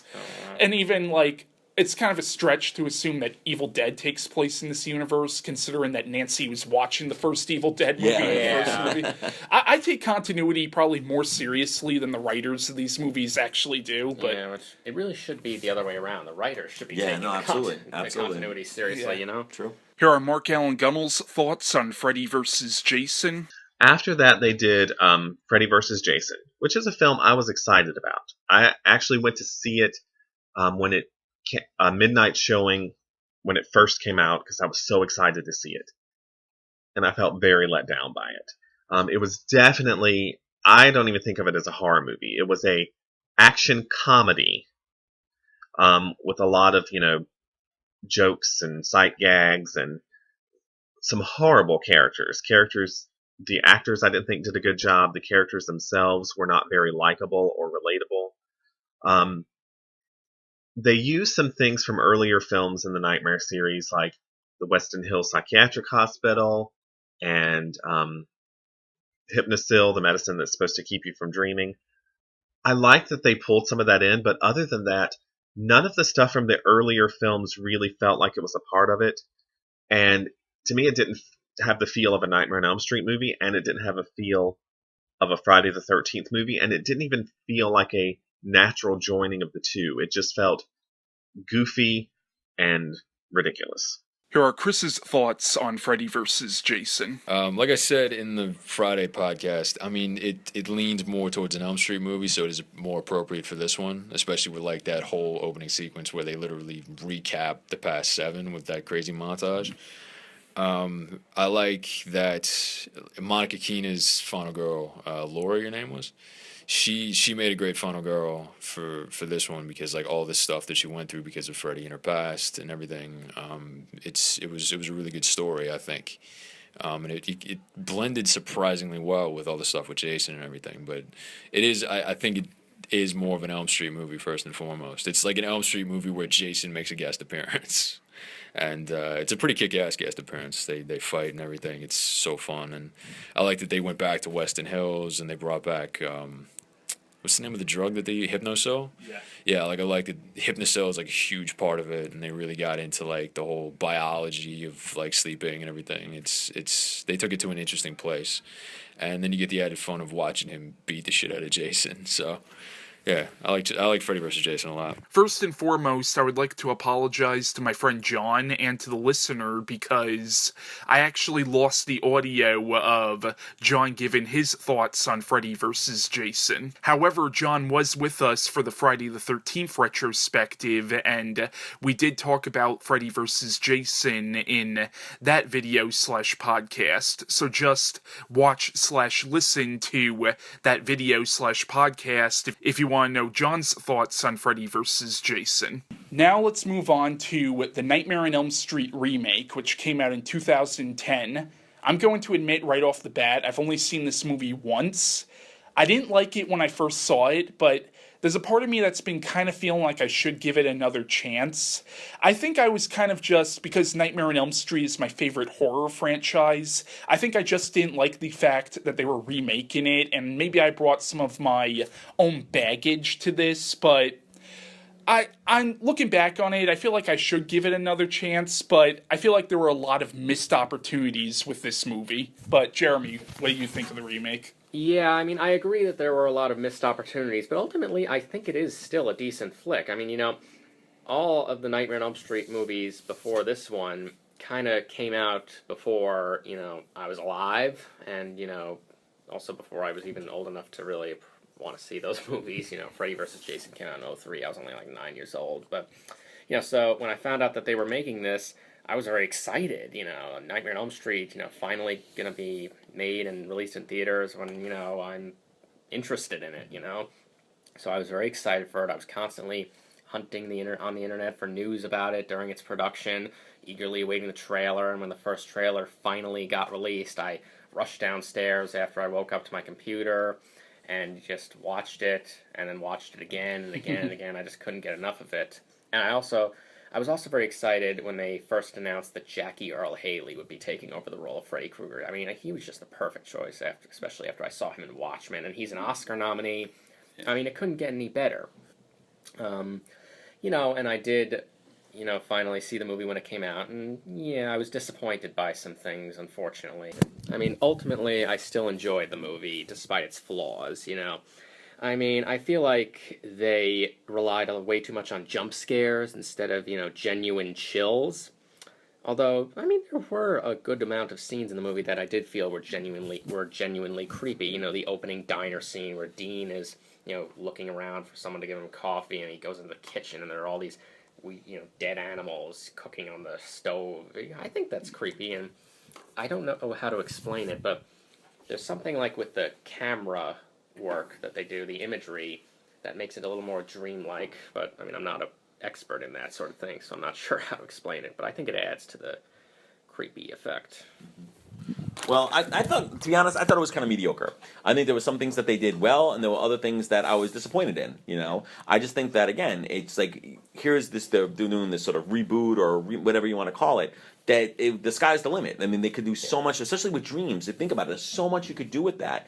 And I just thought they were very conservative in terms of what they did with the film. I agree, there are some scenes that I thought were done really well, but overall, I just got the feeling of just being underwhelmed by the film, I think. It's not that I hated the film, but it didn't meet my expectations or my hopes for what I thought they could do with this. Now, one thing I want to point out is they do sort of change Freddy's origin in this one, where instead of being a child murderer, he's actually just a child molester. Now, it was implied in the original film that he might have been a child molester as well, but he also killed a lot of kids. In this one, all you know is he just molested these kids, but there's an implication earlier on that ends up just being a red herring, where it implies that maybe he was innocent, and he was, like, wrongfully accused of molesting these children, and they killed an innocent man. That would have been such an interesting angle to go with, and they didn't go with that. I agree with that. See, that's what I mean, that they could have took it in such interesting directions. That would have been fascinating. That would have been a great hook to sort of make it dramatic and make it, is this revenge sort of, does he deserve this revenge, or, so, Yeah. And again, I felt they kind of dropped the ball with that. Yeah, I would agree. It would have been interesting to have seen, what if he actually was innocent and the parents just made a mistake, that would have kind of, I shouldn't say make his killing spree justified, I shouldn't say that, but, it would have definitely given his character, I think, another layer. And I remember, speaking of disappointing ways which they filmed certain scenes, I remember before the movie came out reading about behind-the-scenes article, I think it was on Fangoria. They were filming a scene with the character Quentin.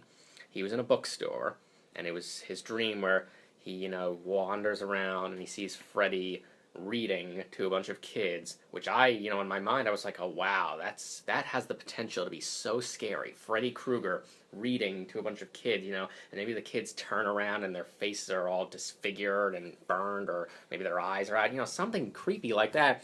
And when I finally saw the movie and that scene happened, he sees Freddy and the kids, and then Freddy just quickly turns around and he jolts awake. I mean, it was such a letdown. There was so much potential with that scene, and with a lot of scenes in the movie in particular, but especially that one, because I'd read about it beforehand and was so excited for it, I also want to point out that when you find out that Freddy was guilty of molesting these kids, what I thought was really stupid about it was basically all these kids blocked it from their memories. Now, that does happen. That does happen where something traumatizing happens to a child and the child blocks it from their mind. That does happen in real life. For it to happen to all the kids who were molested by Freddy, that requires a major suspension of disbelief. And even the fact that he wasn't a child killer, he was just a child molester, what the fuck was the point of the glove? What was he just using that to scratch the kids' backs or something? Well, I mean, there's a possibility that maybe that glove was for gardening, because he was, the gardener. Maybe he used it to scrape I've dirt. never seen a gardening tool that looked like that. Well, maybe it was his own personal invention. I mean, that's where, if I was the owner of that preschool, I would have been like, sir, why are you gardening with a glove like that, sir? Okay, well, I mean, but I mean, I still think, I mean, the movie, like I said, one of the movie's main flaws is that it does rely too much on those freaking jump scares. So many great scenes that could have been really scary and could have been really drawn out are reduced to just these loud bangs and, I did like how Clancy Brown was in it, because I love Clancy Brown. He was great. Yeah, I mean, it had a decent cast. Jack Earl Haley again. He had a big job to do because, of course, he was stepping into the shoes of the great Robert Englund, who, a lot of fans, myself included, hold very near and dear as Freddy, But, I think he took it on and did a very good job. He made Freddy his own. I'm glad he didn't just try to do a carbon copy of Robert's performance, because I think that would have just... First of all, that's not a challenge for an actor. And also, one thing I liked how, because before this movie came out, there were a lot of people saying, oh, Robert Englund has to play Freddy. And I'm like, this is a remake. If he was going to play Freddy again, then you might as well make it another sequel to the original. You're doing a remake. Do something different. So I did not mind that it wasn't Robert Englund this time. Neither did I. Plus, as much as I love Robert as Freddy, I mean, he said himself, that, he's getting older. He wants to move on. He deserves that right to do that. Absolutely. Absolutely.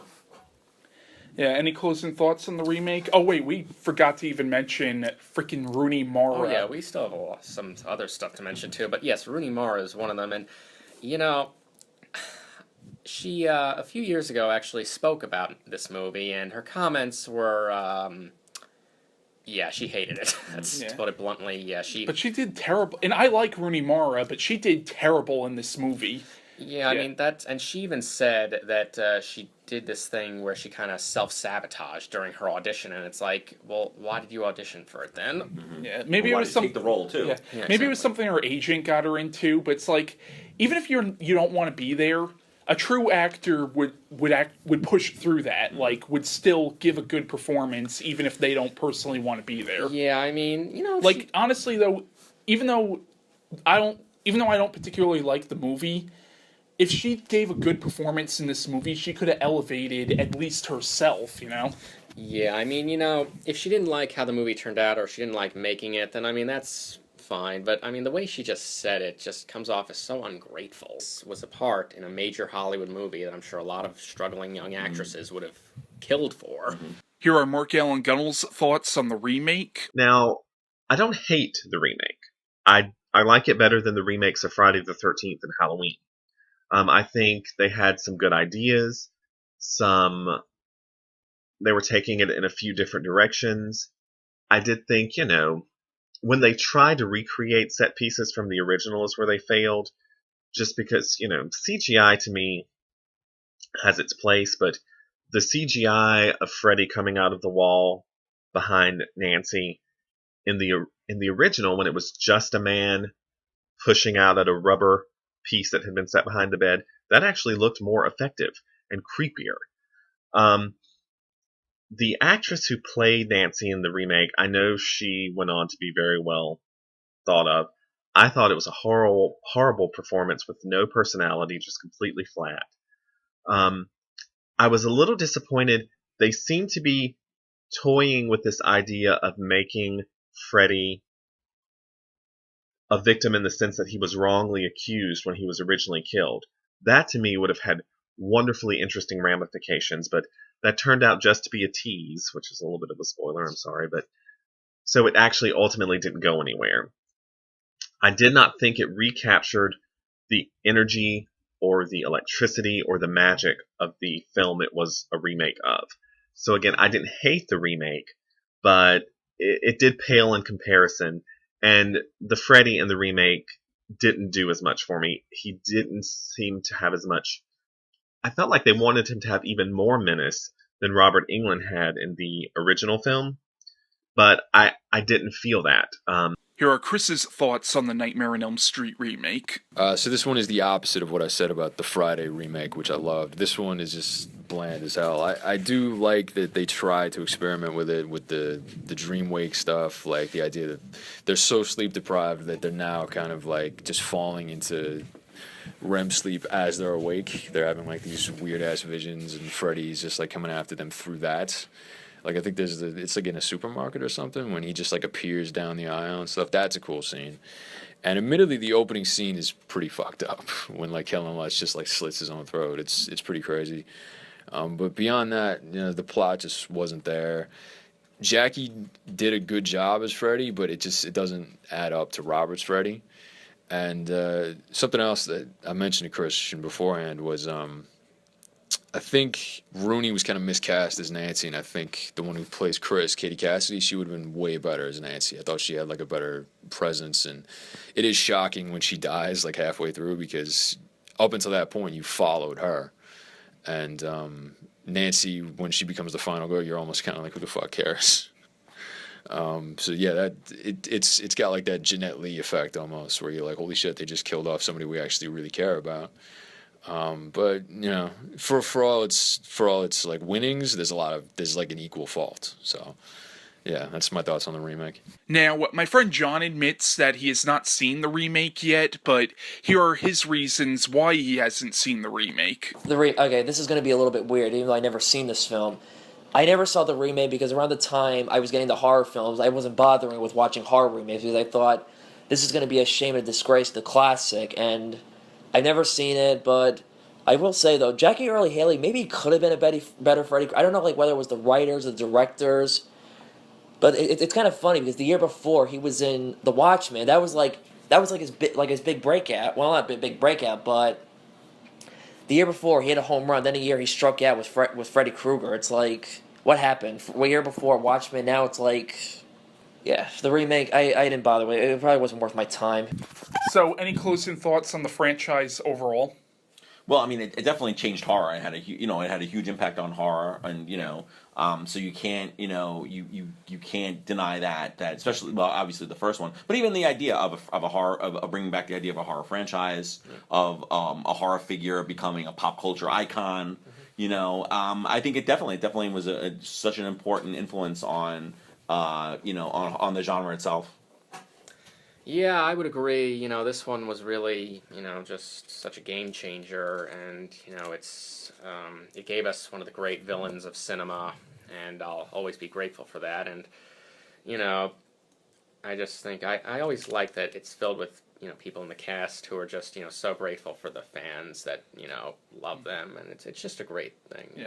Actually, if anybody out there hasn't seen the documentary Never Sleep Again, I cannot recommend that documentary enough. It's like 3 hours long, but it covers so much from the entire series, and I just love like how a lot of the actors who they get to come back for interviews, they have such a great sense of humor about it, like especially the fact that they had Jason Mewes, like they interviewed Jason Mewes for his not role in Freddy vs. Jason. I thought that it shows that the people who made the documentary, they were fans of the series, and like it shows that the actors in these movies really cared about the fans. Yeah, and I also just like how in the series, similar to how in the Friday the 13th series, actors who started their careers in it, some of them later wound up becoming very famous, like Johnny Depp and Patricia Arquette and Lawrence Fishburne. Yeah, and also Breckin Mayer and yes, Rooney Mara. I find that very interesting. It's really cool fact. I mean, I agree to a certain extent that there were some missed opportunities in the series. Like, there were so many other places they could have taken it. Like, honestly, something like a Freddy in space is actually a little more logical than a lot of other horror villains being in space, because he's in the dream world. The dream world would have no limits. So he could probably enter the dreams of an astronaut. I mean, it would be cheesy, but I feel like that's more logical than a lot of other horror villains ending up in space. I don't know. There's a lot of places they could have taken it. I also think I would have liked to have seen. I mentioned how Part 2 really feels like if David Cronenberg directed a Nightmare on Elm Street movie. I actually would have liked to have seen that now I think about it. I would have loved to have seen Cronenberg take on this series or something, or or even Carpenter. I would have loved to have seen what Carpenter would have done with a Nightmare film. Yeah, I mean, it's, that would have been great to see. And, like I said, I just, just going back to Johnny, I just find it great that he's such a big star, and yet he sometimes has spoken about this in interviews, and I just like that he's so humble enough to do that. That's just absolutely. great. Absolutely. He actually he talked about the movie in an interview with Inside the Actors Studio, and I just remember him saying in response to the interviewer asking him, who do you play in that? He said, I play Glenn, and I get sucked into a bed. It's not a bad gig to go from selling pens to getting sucked into bed. He said something like that. And that's cool. Yeah.